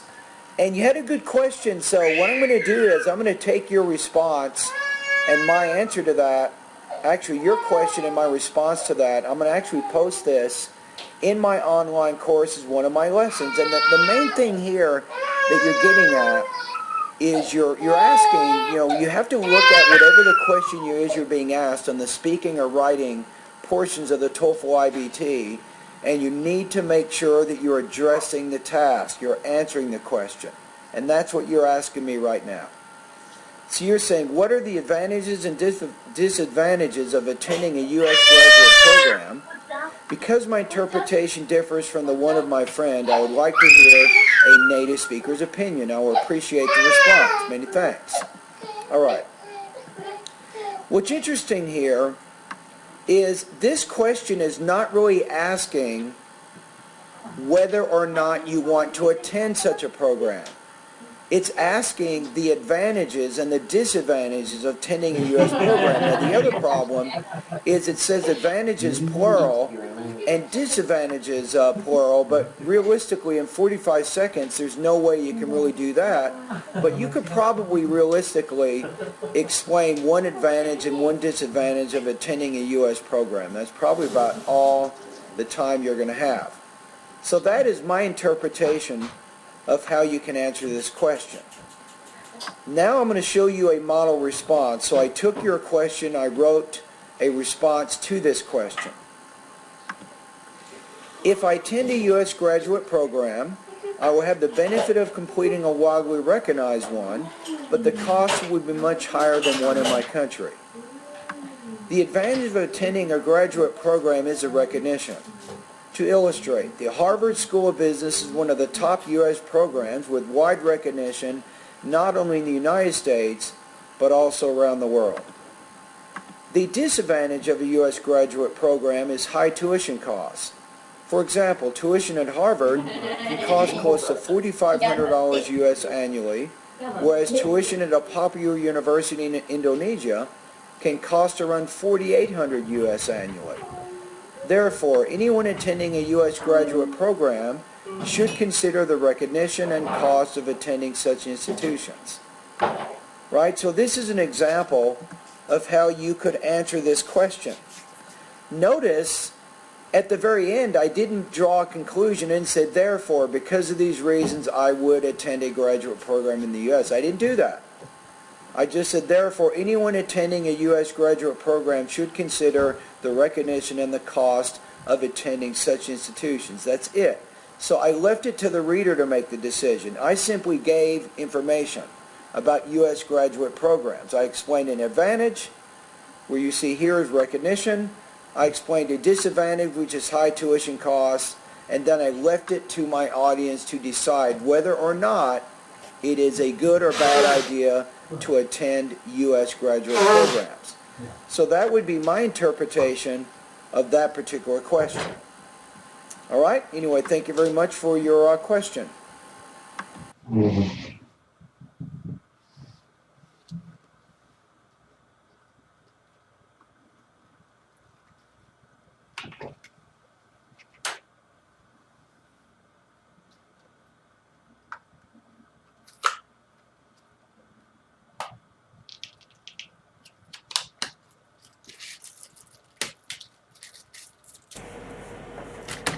Seconds. This is too long.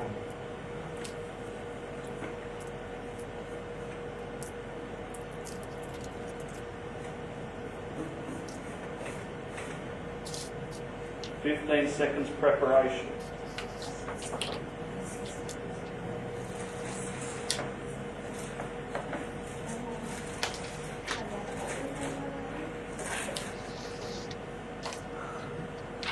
Respond. Sorry. The other question. But in a real life situation, you don't get to choose your questions, remember? That's it. Okay, here we go again.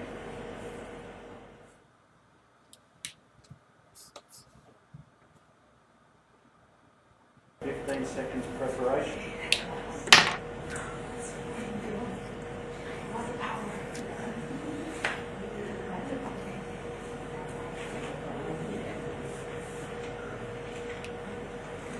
Respond.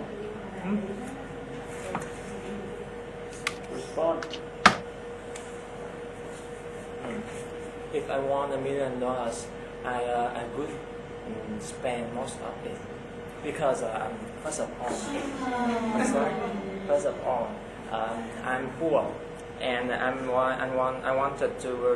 want to buy some things that I have never had. So.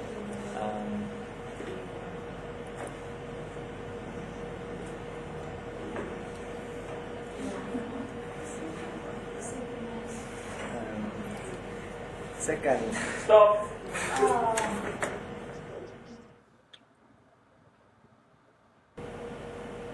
15 seconds preparation.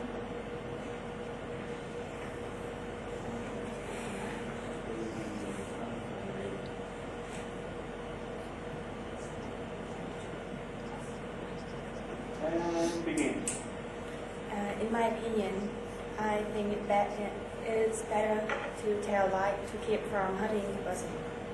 Firstly, I don't want to hurt anyone's feelings. Secondly, my mother never allowed me to tell lie. But I think if you tell the truth and it's so hard for someone's feeling, it's better to tell lie. In my life, I tell lie very much, but it's not. It doesn't have any bad result.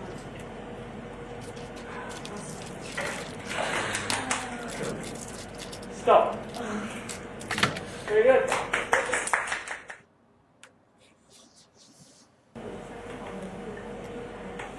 Seconds preparation.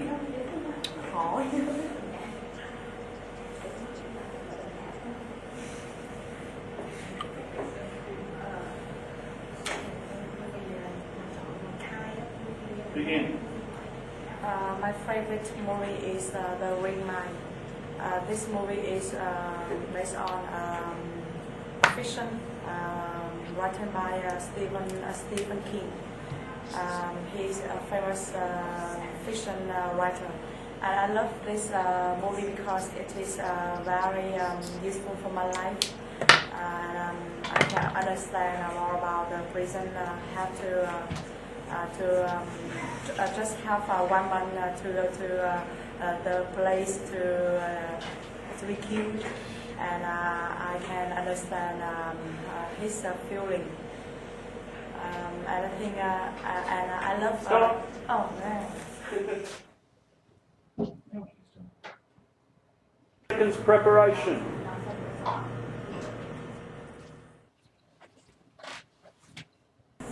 And respond. In my opinion, I prefer to save money for the future. First, I can use it for my children education. Secondly, if I use too much money, I will take up and will drop off soon.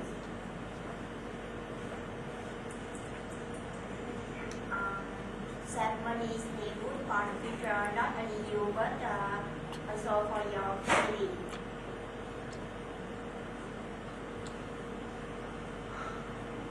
And stop. And respond. In my opinion, I prefer to get married before the age of 30. Firstly, if I get married after 50s, I will be old, and it's hard to have children. On the other hand, the young men can take care of their children better than the old men. Stop.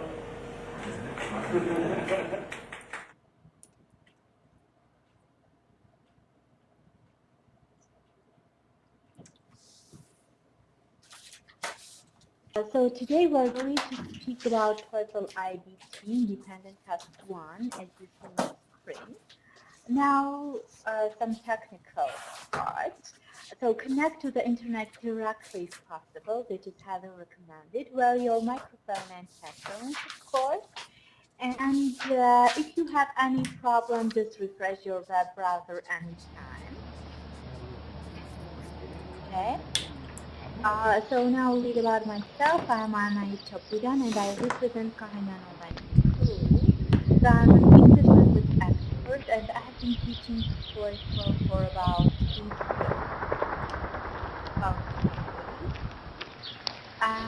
Then so let's begin the lesson. So as far as I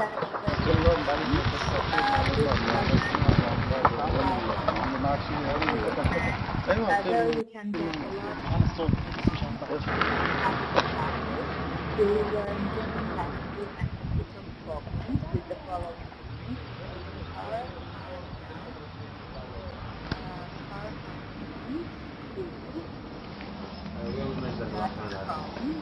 this is our website. You can register here and get everything you want, yes, in every field you want. Okay, now let's start the lesson.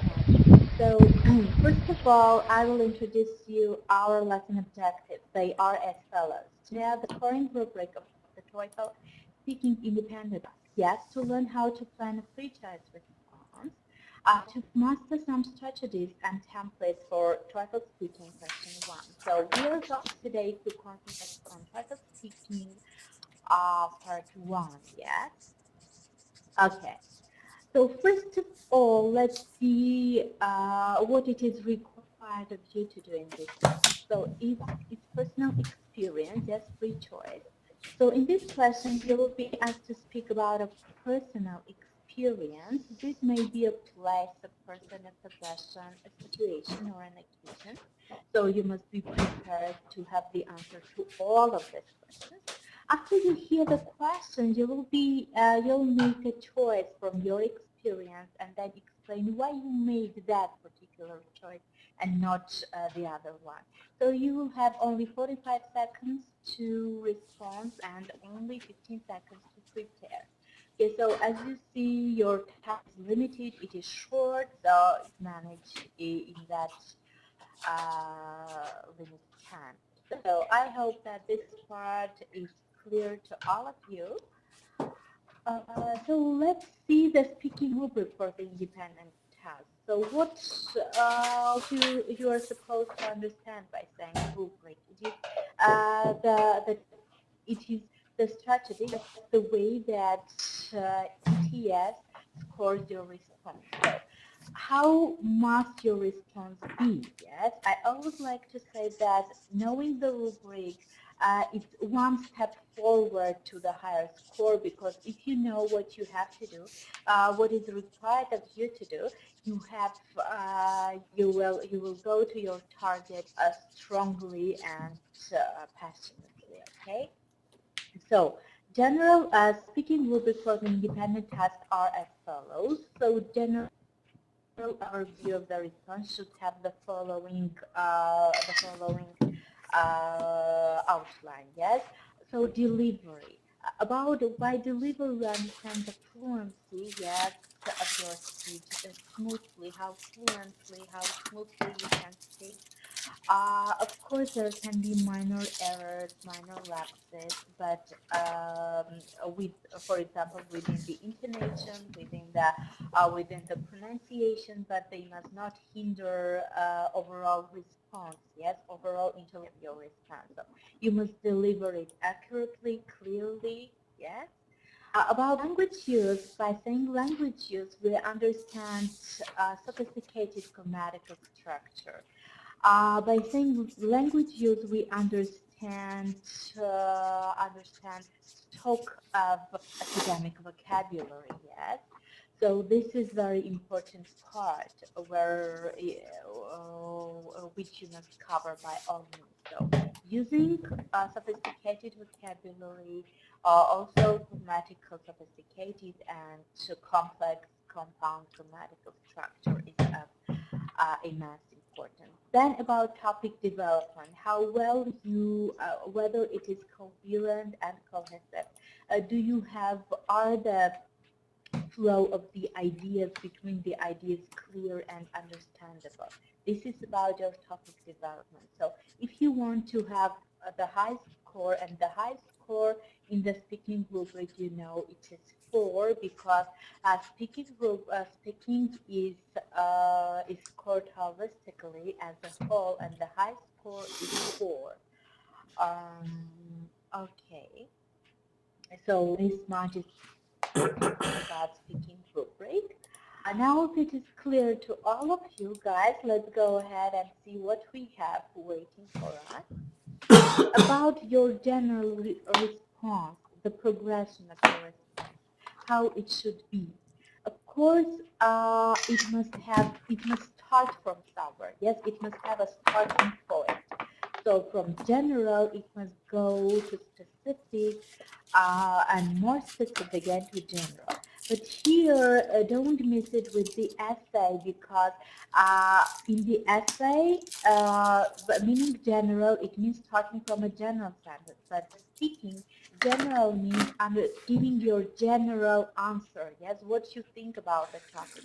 And specific means using transitional words. Yes, and giving your specific examples on the topic. Yes, just clarifying, illustrating your example. Okay, your topic with examples. Okay, and then you have general. It's about conclusion. This part sometimes, if you see that you are short of time, this part you can omit. But make sure to lead your reader through this through these steps. Yes. Okay. Then how to plan, let me just do like this, how to plan the free choice and pair choice response. So pair choice is the second part of the independent task, but they are planned in the same way. That's why I wanted to combine them. So what is important is that you must decode the question. Decoding the question means understanding what you have to do. And the clues, the keywords can help you a lot. State clearly your answer. You must not go and wander around. Just stay concrete here. Just be to the target, to the point. State clearly your answer. What you think about the topic. For example, if your topic is about food, just clearly state, I like pizza because.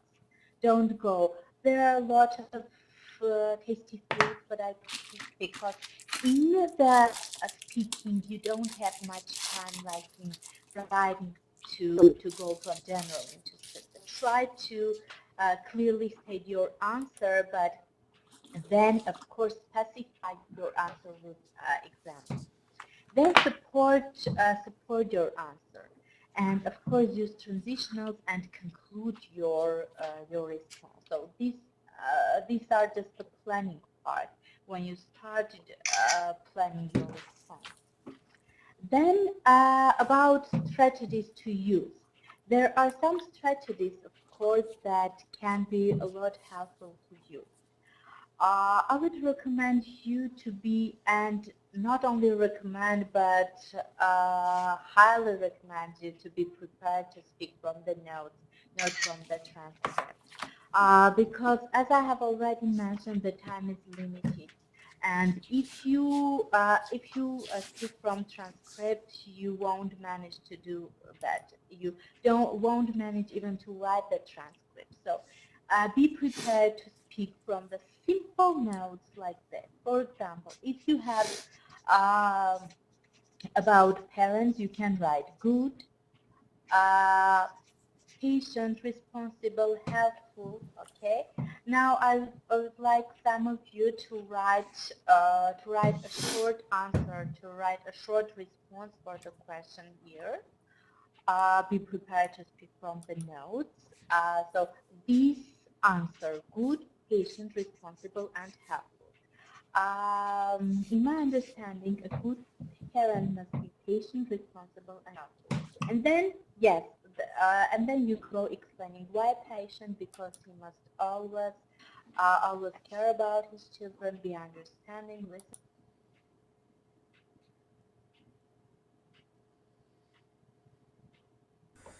Hello, this is Jacob. I'm a specialist with Michael's 7-step system to pass the TOEFL IBT. And here are my comments and score for Cody's Independent Speaking Practice Test 23. Okay, for your delivery, go ahead and make sure that you're hitting every single sound, especially the CH sound. Lunch, lunch. For your language use, you said four two ways. So you want to say, I would change the lunch system in 2 ways. I would change the lunch system in 2 ways in my country. By the lunch system, similar, same thing. With the lunch system, so you just want to make sure that you're using the proper prepositions. And finally, for your topic development, your 2 points were free lunches and that the students should be served traditional Japanese food. Now you can say free lunches because, you said free lunches, but you want to make sure that you're developing the idea of poverty. So maybe how many students suffer, have to suffer through poverty and should be given free lunches because they're poor. Kind of poor in what way? Something to that effect. Now, traditional Japanese food, you said that the students prefer Western food. There you can quickly make a comparison.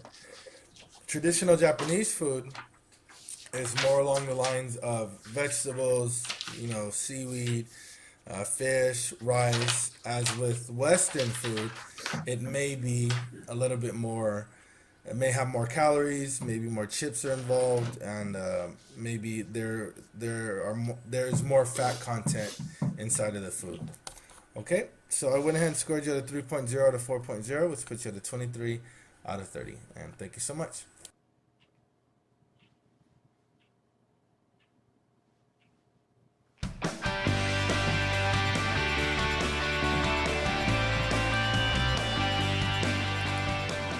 Hi, I'm Michael from ETS, and welcome to Inside the TOEFL Test. Today, we're going to go inside the speaking section of the TOEFL test, specifically questions 1 and 2, the independent speaking questions. So in the next few minutes, we're going to look at how the questions are structured and what they're asking, how to approach the questions, how your responses are scored. We'll look at a sample response that received a high score, and we'll give you some tips for improving your speaking skills. So here is generally what the questions will look like and how they're structured. For both questions 1 and 2, you'll be given a topic to speak about with no additional reading or listening passages. You will have 15 seconds to prepare your response and 45 seconds to speak your answer.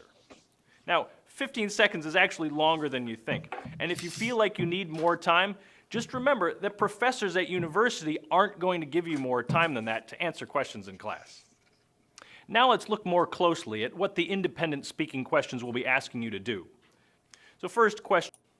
Now, 15 seconds is actually longer than you think, and if you feel like you need more time, just remember that professors at university aren't going to give you more time than that to answer questions in class. Now let's look more closely at what the independent speaking questions will be asking you to do. So first, question 1. Question 1 will ask you to speak about a person, place, object, or event that is familiar to you. Here's an example. Talk about a pleasant and memorable event that happened while you were in school. Explain why this event brings back fond memories. In question 2, you'll be presented with 2 situations or opinions.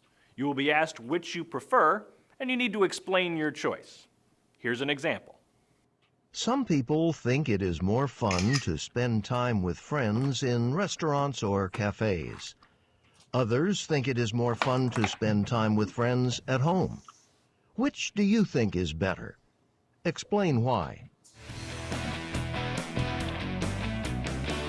Now here are some tips for how to approach these kinds of speaking questions. Number 1, use the preparation time to organize your thoughts and maybe jot down some notes.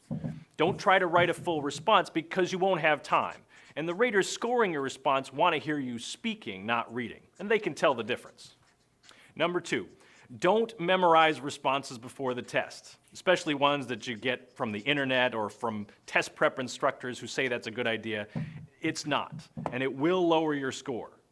It's very easy for ETS raters to identify memorized responses because they sound different, and the content is different from responses that are more natural and spontaneous.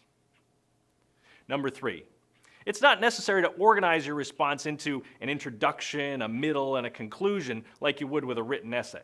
Just speak naturally and use common connecting words.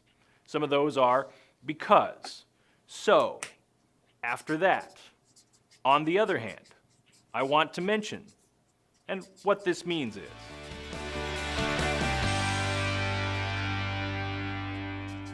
Before the test, make sure you understand what the raters are looking for and how the questions are scored. In the speaking section, all 6 responses are scored on a scale from 0 to 4. and they're scored holistically, which means that the raters listen for various features in your response and then give it an overall score. Although there are some variations depending on the question, raters will be looking for three main things. First, delivery. Your speech needs to be clear and fluid, with good pronunciation. The pace or speed of your speech should be natural, and you should have good-sounding intonation patterns. Second, language use. This is mainly how you use grammar and vocabulary to express your ideas. And third, topic development. This is mainly how fully you answer the question, how clearly you express your ideas, and how you can connect one idea to the next in a way that is easy to follow.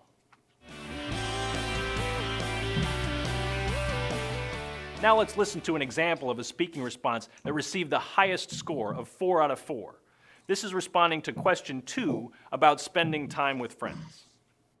I actually only spend time with my friends in restaurants and cafes, almost never at home because my apartment is very small and there is just almost nothing to do.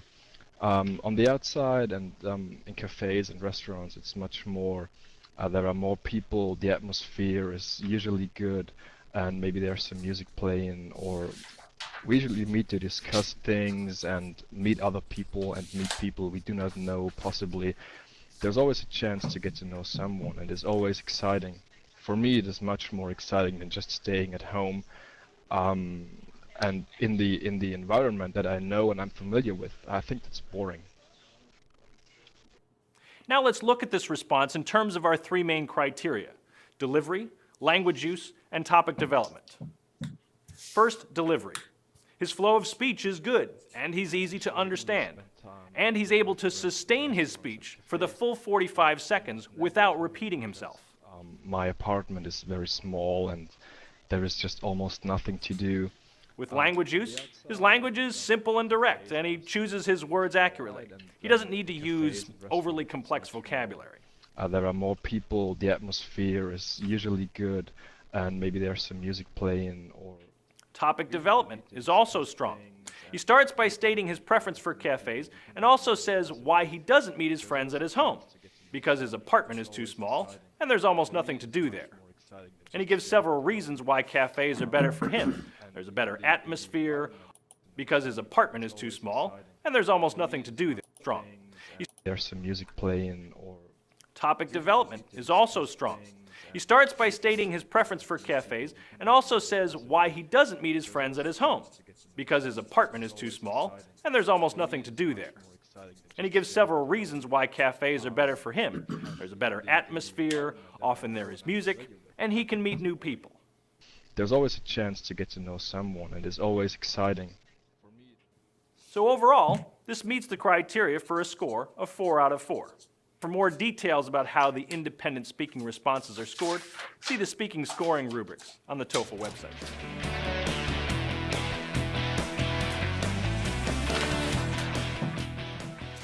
Now here are some activities that can help you build the skills you need for the independent speaking tasks. Most important for these questions is that you need to practice speaking continuously for 45 seconds or more. So it's a good idea to have a stopwatch or other timer to use while practicing. Number 1, find a way to practice with native speakers or others who know English well, or join an English club, or start one of your own. 2, collect pictures from magazines, newspapers, or the internet. Look at each picture and describe it in 45 seconds. Try describing the same picture more than once, using different adjectives and adding details. 3, think for 15 seconds about what you did yesterday. Then talk about it for 45 seconds. Remember to use your connecting words and use verbs in the past tense.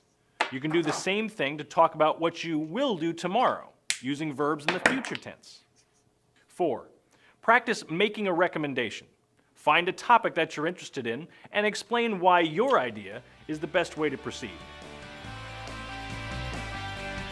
There are lots of ways to improve your English skills. Whatever you do, keep practicing. And good luck on your TOEFL test.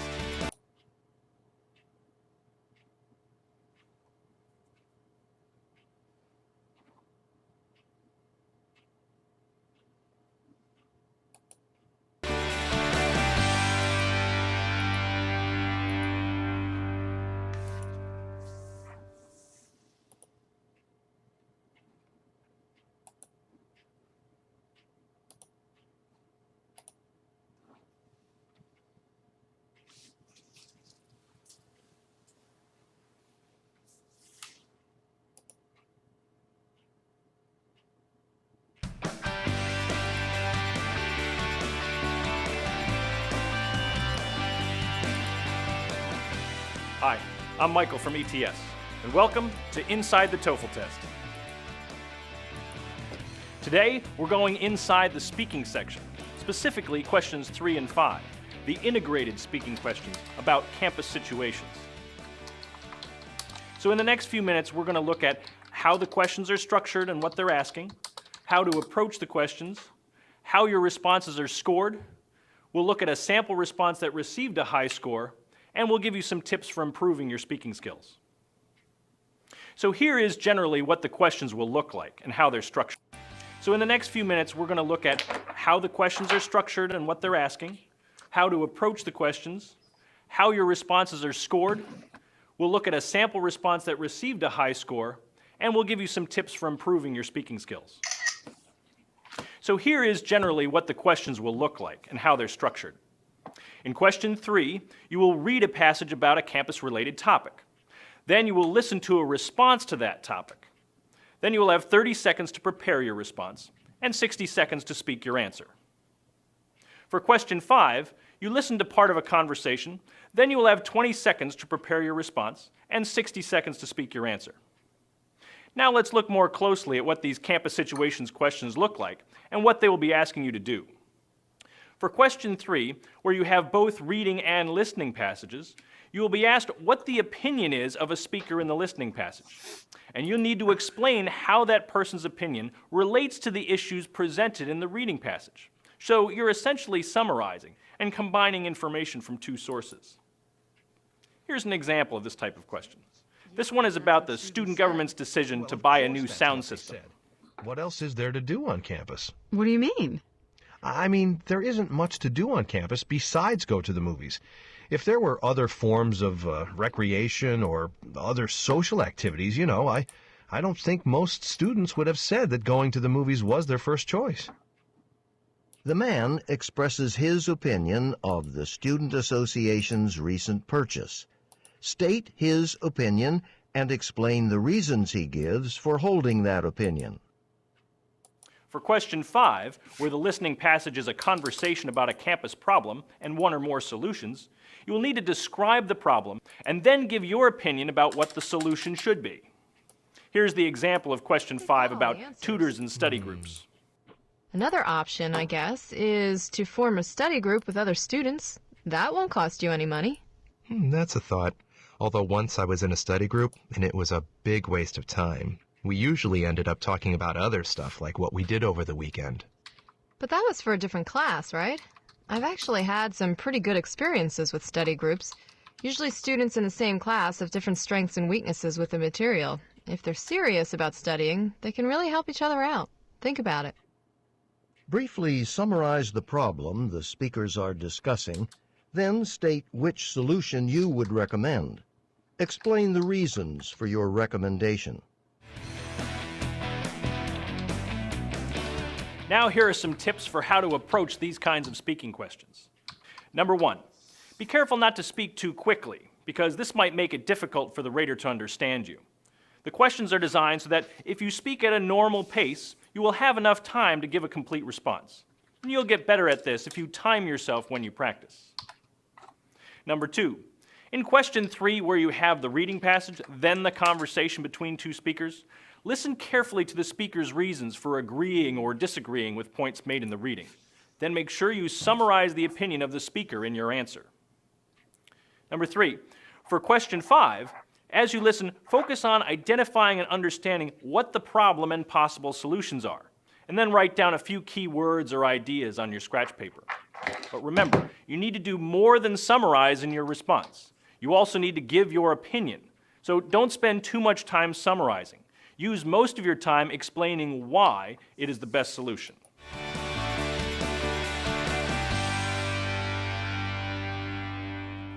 Before the test, make sure you understand what the raters are looking for and how the questions are scored. In the speaking section, all 6 responses are scored on a scale from 0 to 4. And they're scored holistically, which means that the raters listen for various features in your response and then give it an overall score. Although there are some variations depending on the question, raters will be looking for 3 main things. First, delivery. Your speech needs to be clear and fluid, with good pronunciation. The pace or speed of your speech should be natural, and you should have good-sounding intonation patterns. Second, language use. This is mainly how you use grammar and vocabulary to express your ideas. And third, topic development. This is mainly how fully you answer the question, how clearly you express your ideas, and how you can connect one idea to the next in a way that is easy to follow.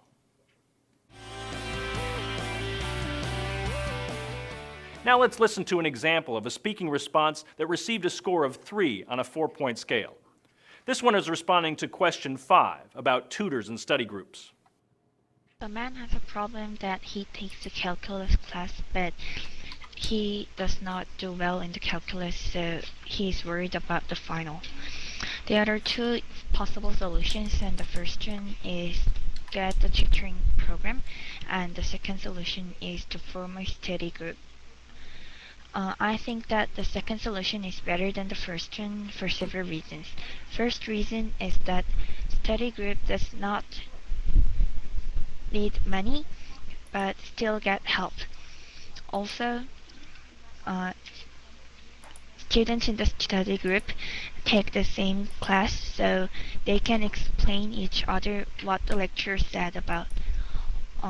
Finally, if students concentrate on the study group, they can improve their grades at final exam because they can talk about the class content. Now let's look at this response in terms of our 3 main criteria: delivery, language use, and topic development. First, delivery. The speaker is generally easy to understand, with good pronunciation and pacing, so she gets a good score for delivery. He does not do well in the calculus, so he's worried about the final. The other two. But language use is another story. We can't give this response a 4 out of 4, mainly because of her imprecise use of language. One example is when she says this. Study group does not need money, but still get help. Also, this could have been much more precise by saying, for example, students can get help from a study group without spending money. Topic development is actually quite good in this response. She communicates the important information in a clear and coherent way by stating the man's problem and efficiently summarizing the 2 proposed solutions. I think that the second solution is better than the first one for several reasons. First reason. And she explains the reasons for her preference in terms of the advantages of study groups. Basically, that they are both free and helpful. So overall, this meets all the criteria for a score of 3 out of 4.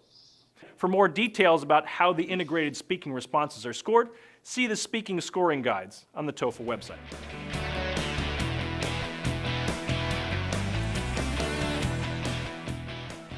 Now here are some activities that can help you build your skills for the integrated speaking tasks, especially numbers 3 and 5 about campus situations. 1. Find an online newspaper from an English-speaking university. This will be a good source of practice topics for questions 3 and 5. Look for topics like admissions, housing, student activities, registering for classes, school improvement plans, sports, and more. Then choose an article to discuss with your speaking partner or study group. 2.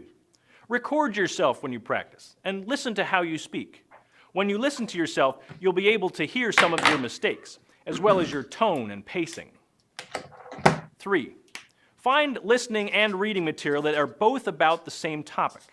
The material can contain similar or different views. Then prepare an outline of a 1-minute response that includes your opinion, 2 points to support your opinion, and 1 detail or reason to support each point. 4. Practice improving your fluency. So take that 1-minute presentation and deliver it a few times. And each time, try to improve it a little bit. Smooth out your phrasing. Use different wording for the same ideas. Avoid unnecessary pauses. Use transition words. Those kinds of things. There are lots of ways to improve your English skills. Whatever you do, keep practicing. And good luck on your TOEFL test.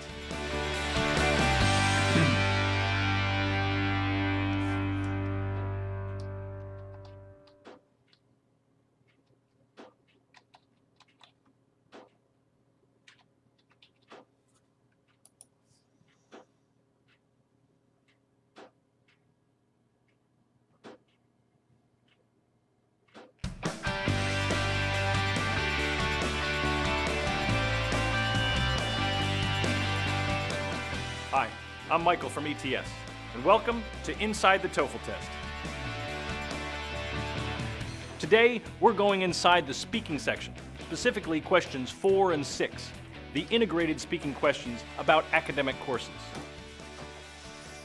So in the next few minutes, we're going to look at how the questions are structured and what they're asking, how to approach the questions, how your responses are scored. We'll look at a sample response that received a high score, and we'll give you some tips for improving your speaking skills. So here is generally what the questions will look like and how they're structured. In question 4, you will read a passage about an academic subject. Then you will listen to part of a lecture on that same subject. You'll have 30 seconds to prepare your response and 60 seconds to speak your answer. For question 6, you listen to part of a lecture, then you will have 20 seconds to prepare your response and 60 seconds to speak your answer, which will always be a summary of the lecture. Now let's look more closely at what these academic courses questions look like and what they will be asking you to do. For question 4, the reading passage will always be about an important academic term or concept that might be found in a first-year college textbook. For example, a science reading might explain what a keystone species is. A reading from psychology might describe what is meant by emotional intelligence. In this example, the passage is about flow. The listening passage will be from part of a lecture about the same topic as the reading passage. I think this will help you get a picture of what your textbook is describing. In the lecture, you will hear details about an example of the term or concept. I remember passing by a classroom early one morning just as he was leaving, and he looked terrible. His clothes were all rumpled, and he looked like he hadn't slept all night. And I asked if he was okay. I was surprised when he said that he never felt better, that he was totally happy. He had spent the entire night in the classroom working on a mathematics puzzle. He didn't stop to eat dinner, he didn't stop to sleep, so he worked furiously all night and covered the blackboards in the classroom with equations and numbers and never realized that time was passing by. Then, when you answer the question, you will speak about how the example supports or illustrates the term or concept, like in this question about flow. Explain flow and how the example used by the professor illustrates the concept. For question 6, the listening passage is an excerpt from an academic lecture on a single topic. Usually it starts with the professor either defining a concept or highlighting an issue. Human beings aren't the only animals that use tools. It's generally Then it will have examples that help explain or clarify the issue. And in fact, there are two competing definitions. A narrow definition. The question will ask you to explain the main concept or issue using the points and examples that were given in the lecture. So basically, it's a very straightforward summary. Here's the example of question 6 about tools. Using points and examples from the talk, describe the two different definitions of tools given by the professor. Now here are some tips for how to approach these kinds of speaking questions. Number 1, the topics for these questions can be from a variety of fields: life science, social science, physical science, history, art, literature. And although it's important that you practice with academic texts, the questions are designed so that you don't need any prior knowledge in a specific field to answer the question. In other words, even though a question is about an academic topic, ultimately it's not testing your knowledge of that topic. It's testing your English. Number 2, you're allowed to take notes during the test. So during the listening passages, write down a few key words or ideas on your scratch paper. Then use the preparation time to review your notes and prepare your response. Number 3, if you finish your response before time runs out, don't just repeat yourself to fill the remaining time. Say something that clarifies, develops, or elaborates on your response. Practice timing yourself so that you get used to the amount of time you have to answer a question.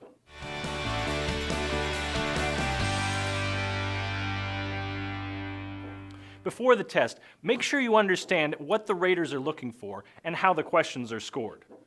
In the speaking section, all 6 responses are scored on a scale from 0 to 4, and they're scored holistically, which means that the raters listen for various features in your response and then give it an overall score. Although there are some variations depending on the question, raters will be looking for three main things. First, delivery. Your speech needs to be clear and fluid, with good pronunciation. The pace or speed of your speech should be natural, and you should have good-sounding intonation patterns. Second, language use. This is mainly how you use grammar and vocabulary to express your ideas. And third, topic development.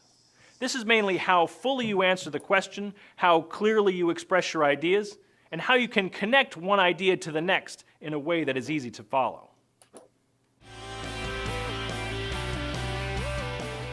Now let's listen to an example of a speaking response that received a score of 3 on a 4-point scale. This one is responding to the same question 4 about flow. Passage is talking about the general information about the flow, and the professor illustrates the example of that. And he said he met a friend who taught physics, and a few years ago he accidentally met his friend, and he found that his friend's clothes were all rumpled, and he asked him. He's okay, and he said the friend said he's so concentrated on the mathematic puzzle that he didn't sleep or rest, and also he didn't actually eat, and actually he thinks that his friend came across to the mathematic puzzle, and he couldn't realize that the time was passing by, and his friend actually was in the flow. Now let's look at this response in terms of our three main criteria: delivery, language use, and topic development. The speaker's delivery is generally very clear, with good pronunciation. Passage is talking about the general information about the flow, and the professor illustrates the example of that. And while his pacing is often very good, sometimes his speech is a little choppy, and there are some hesitations that interrupt the flow of the speech. And he said he met a friend who taught physics. In terms of language use, his vocabulary and grammar are both solid, so no major issues there. So concentrated on the mathematic puzzle that he didn't sleep or rest. For topic development, although he does give an accurate summary of the professor's example about his friend who spent the whole night working on a mathematics puzzle, he never really explains what flow is. 俺が今まで世話になってらった家の写真です。あ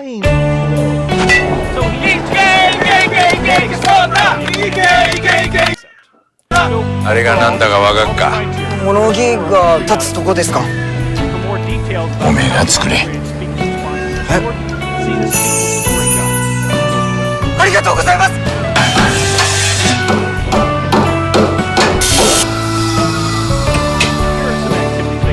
変わった物置だな。施主さんってどんな人ですか。おめえに電話だ。小野寺壮太さんですか。そうだ、どこさ行くのよ。池だ。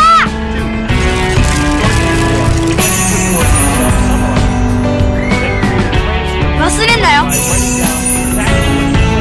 カズキ！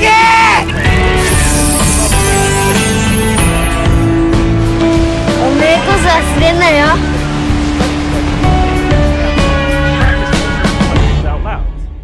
Start with subjects you're familiar with, and then move on to less familiar subjects. 4. If you're recording yourself, collect your recordings in an audio journal. Ask your English teacher to evaluate your recordings using the TOEFL speaking rubric. There are lots of ways to improve your English skills. Whatever you do, keep practicing. And good luck on your TOEFL test.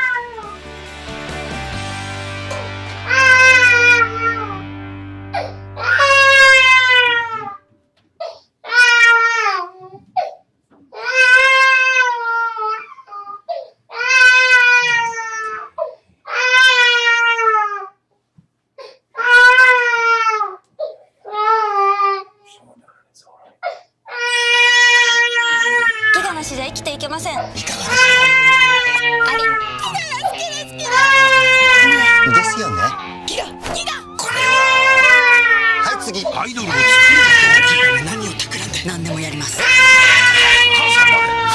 やめなさい。やっぱりね。大人をからかうな。デビュー曲はこれはあげちゃう攻撃。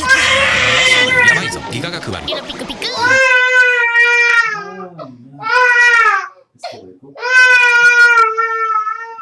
1. Please listen carefully. Describe changes in technology that have affected your life and explain what effect they have had on you as a student. Include details and examples to support your explanation. You may begin to prepare your response after the beep.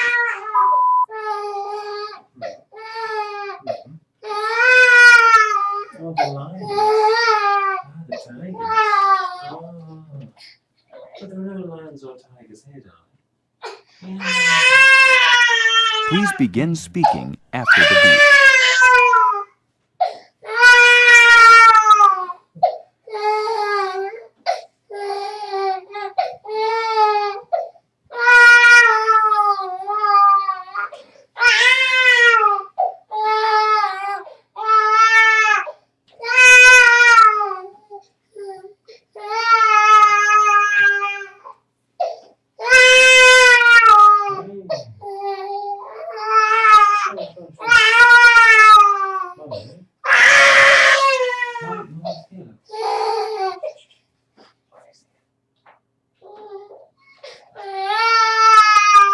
Two, please listen carefully.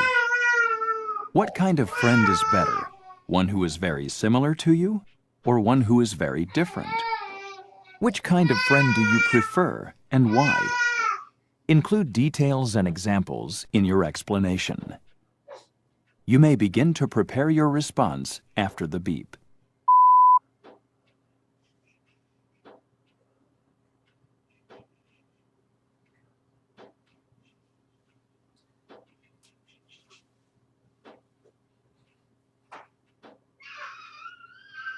Please begin speaking after the beep.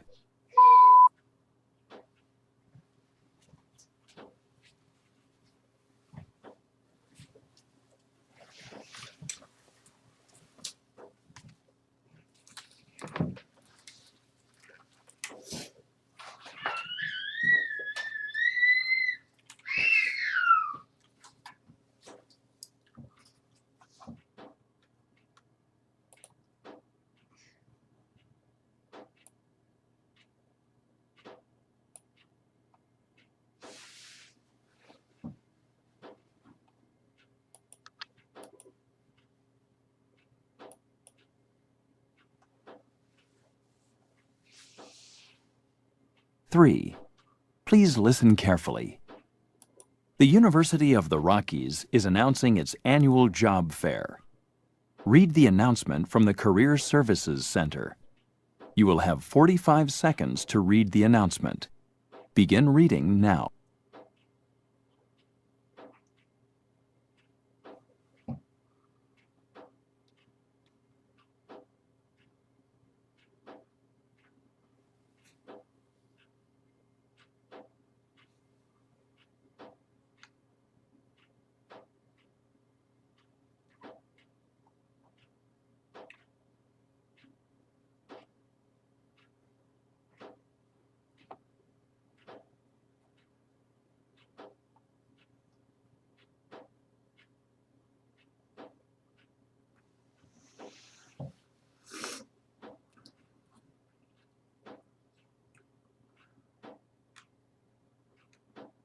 Now listen to two students as they discuss the announcement.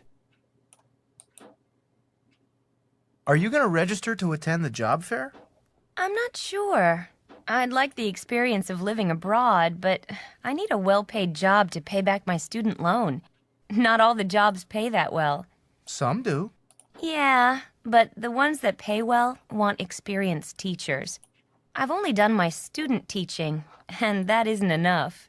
But you're certified to teach science, so you can probably get a job just about anywhere. You know, because of the shortage of science teachers. I still think I need more experience. You also won first prize in the science teaching competition for your inquiry-based science project. Surely that'd count in the job market. Maybe, but... I think that you ought to register. The service is free. The recruitment people come to campus, so you don't have to travel to an interview. You always said you'd like to work abroad, and here's the opportunity. Then, if you aren't offered anything, at least you get the experience of having interviews, and you can apply again after you get some teaching experience. Now get ready to answer the question. The man expresses his opinion about whether the woman should attend the job fair. State his opinion and explain the reasons he gives for his opinion. You may begin to prepare your response after the beep.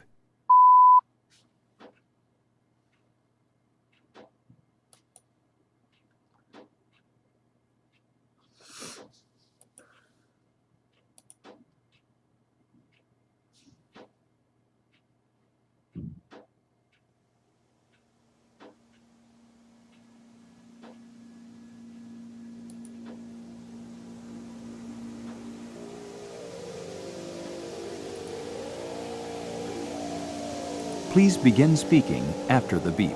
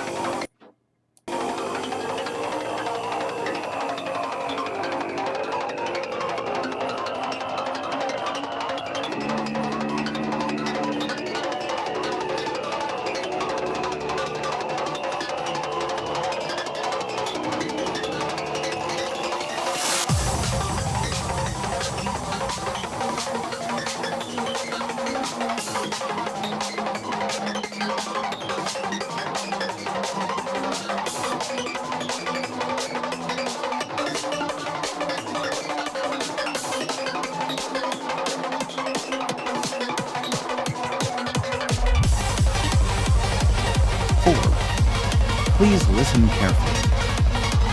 Read the passage about misconceptions in mathematics. You have 45 seconds to read the passage. Begin reading now.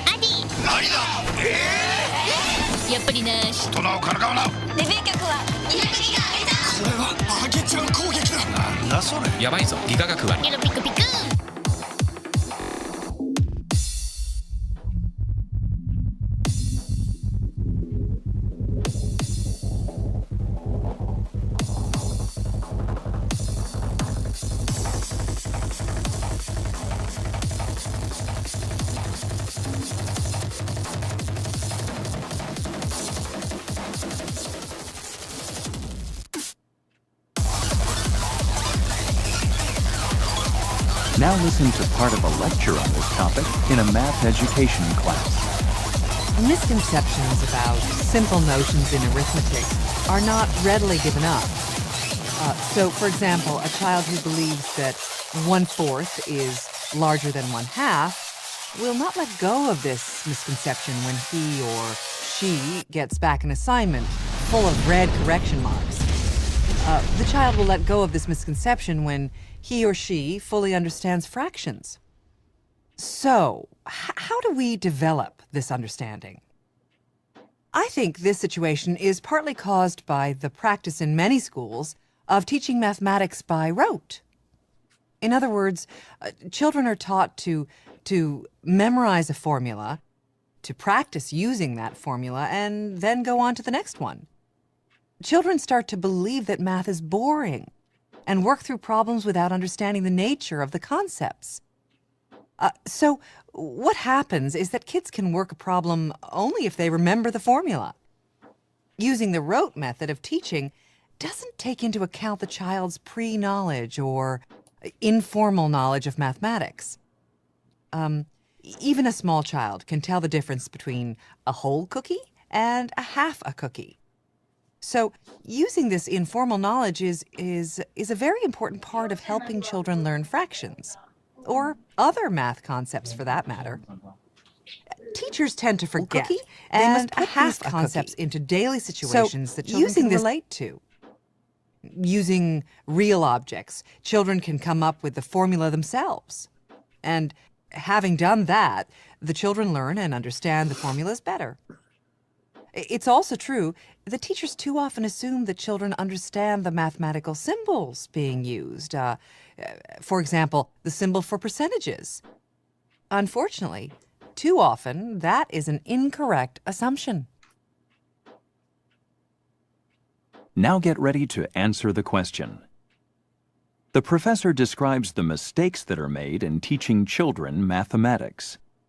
Explain how these mistakes relate to the problems that children have in understanding fractions. You may begin to prepare your response after the beep.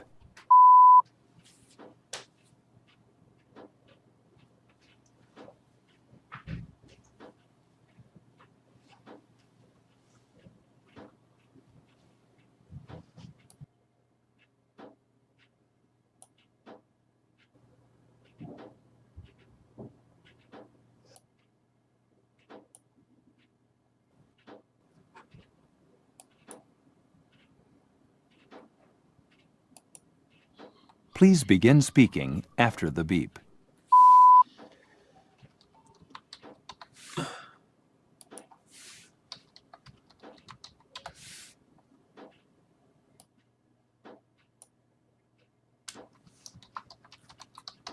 Oh, shoot.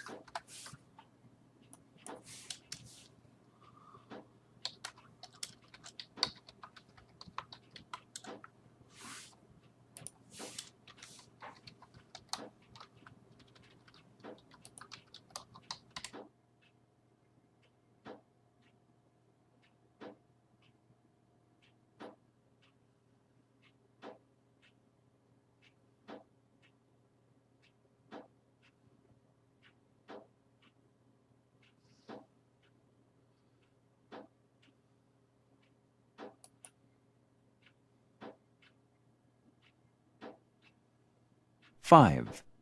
Please listen carefully. Listen to a conversation between two students. Sally, why the frown? John, I have been trying to learn this list of vocabulary words, and I'm just getting nowhere. Here, take the list and ask me one of the words. You'll see. Okay. How about arthropoda?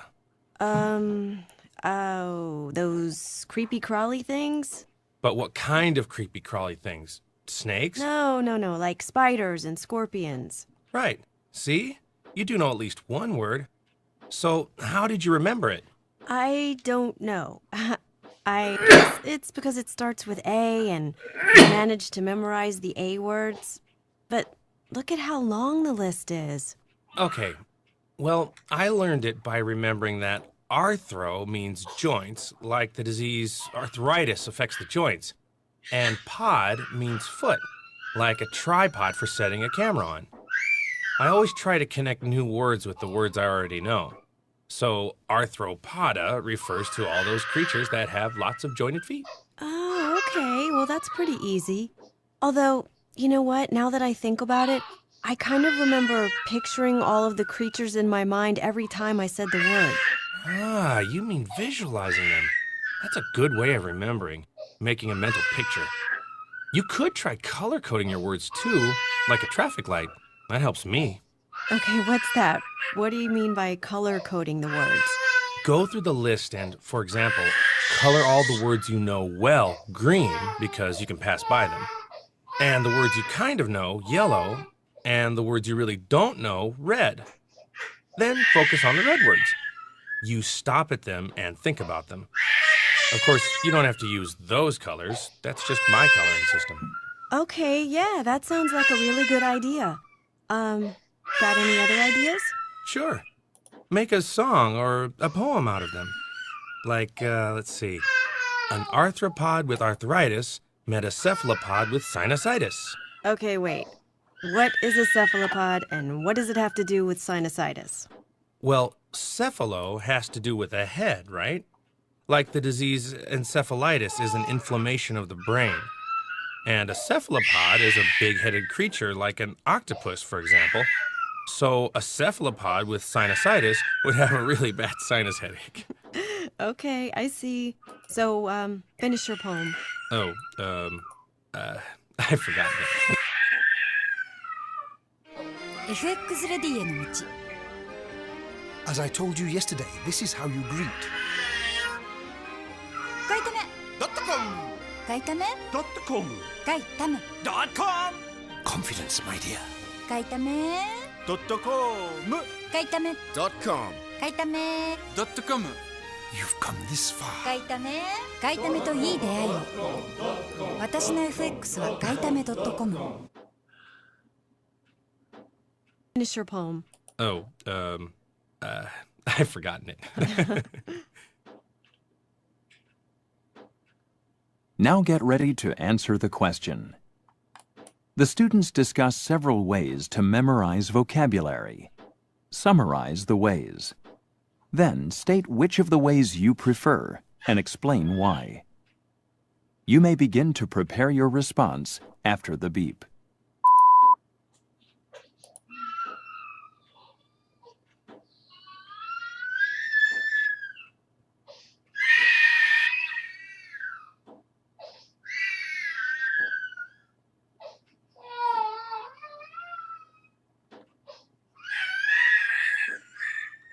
Please begin speaking after the beep.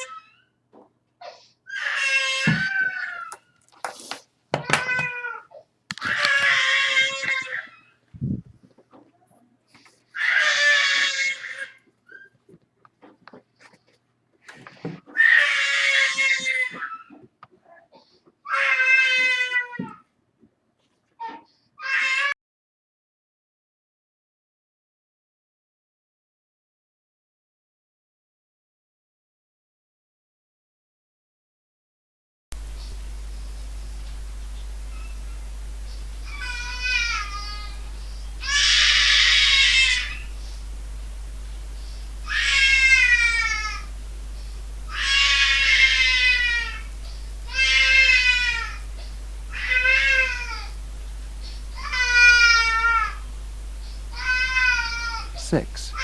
Please listen carefully.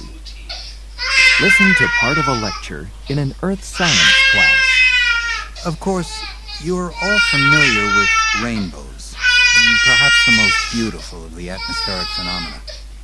However, there are other interesting but less common phenomena that I will be speaking about today.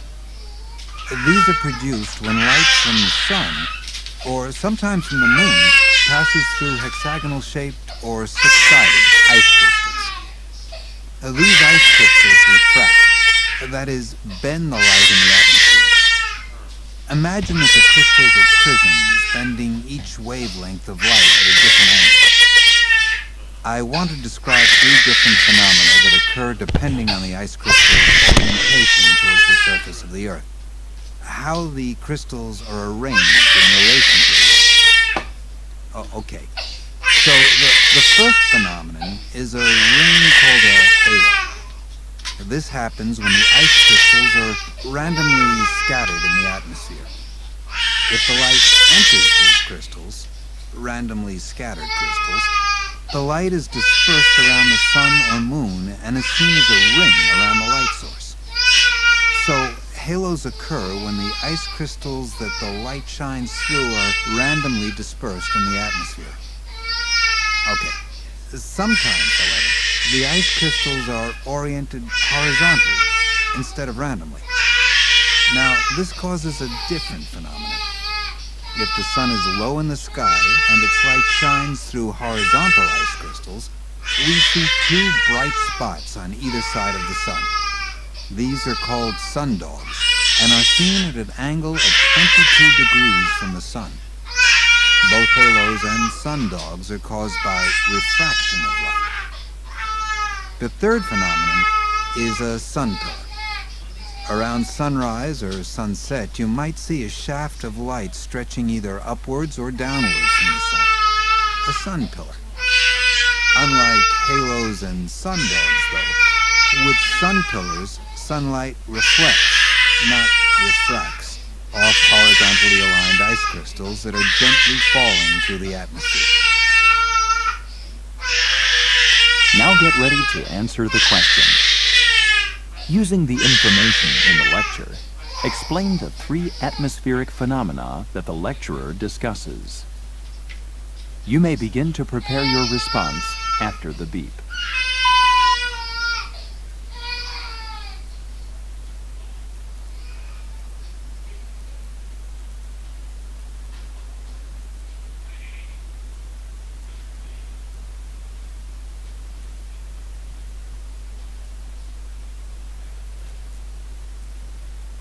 Please begin speaking after the beep.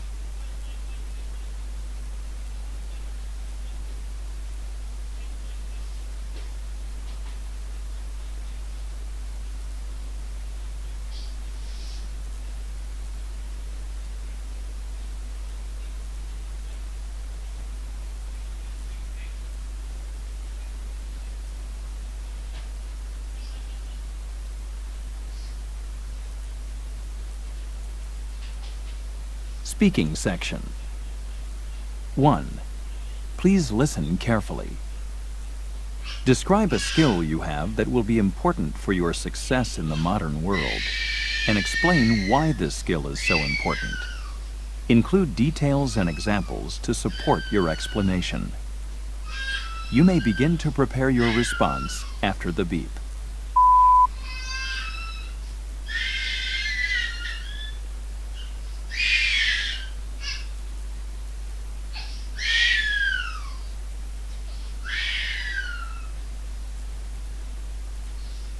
Please begin speaking after the beep.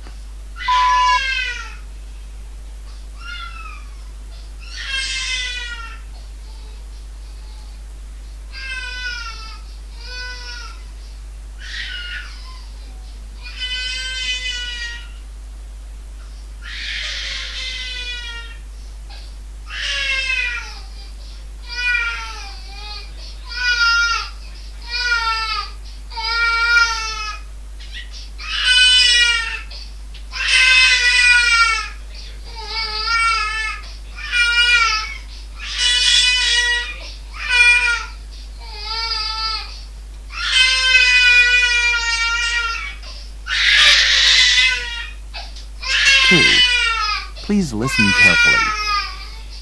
Some people work for a business, and some people work in their own business. Which would you prefer to do, and why? Include details and examples in your explanation. You may begin to prepare your response after the beep.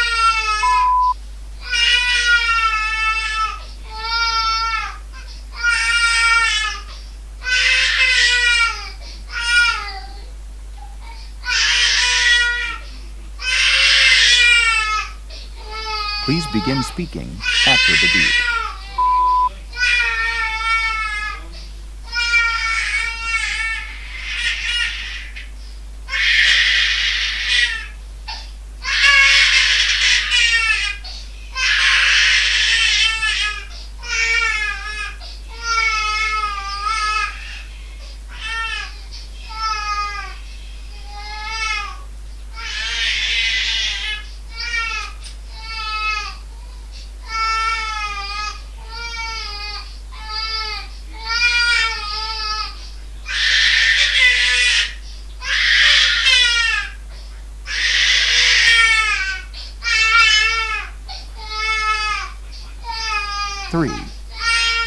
listen carefully. The University of the Rockies Financial Aid Office has posted information about work-study grants. You will have 45 seconds to read the announcement. Begin reading now.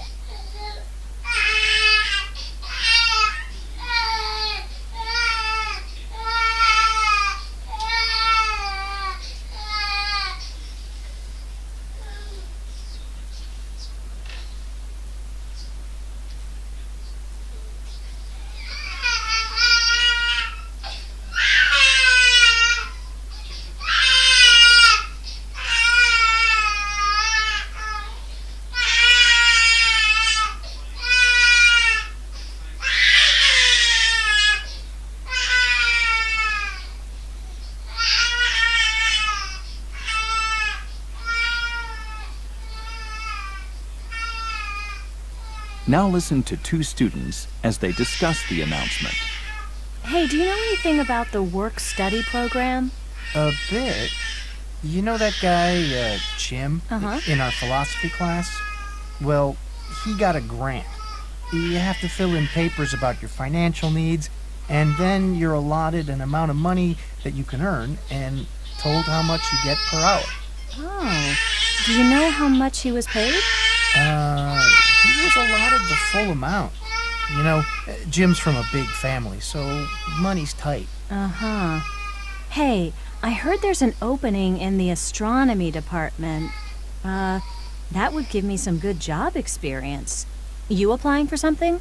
Well, it'd be nice to get some job experience and be able to work on campus, but I'm not eligible. You have to really need financial aid. And between my summer job and my parents helping me out, well... Oh, you know what? I earned some money last summer. I wonder if I'll qualify. Maybe not for the full amount. Why don't you just go fill out the financial needs assessment form and find out? No harm in trying. Now get ready to answer the question. The woman expresses her desire for a work-study job. State the requirements necessary for taking part in the program and explain the advantages discussed. You may begin to prepare your response after the beep.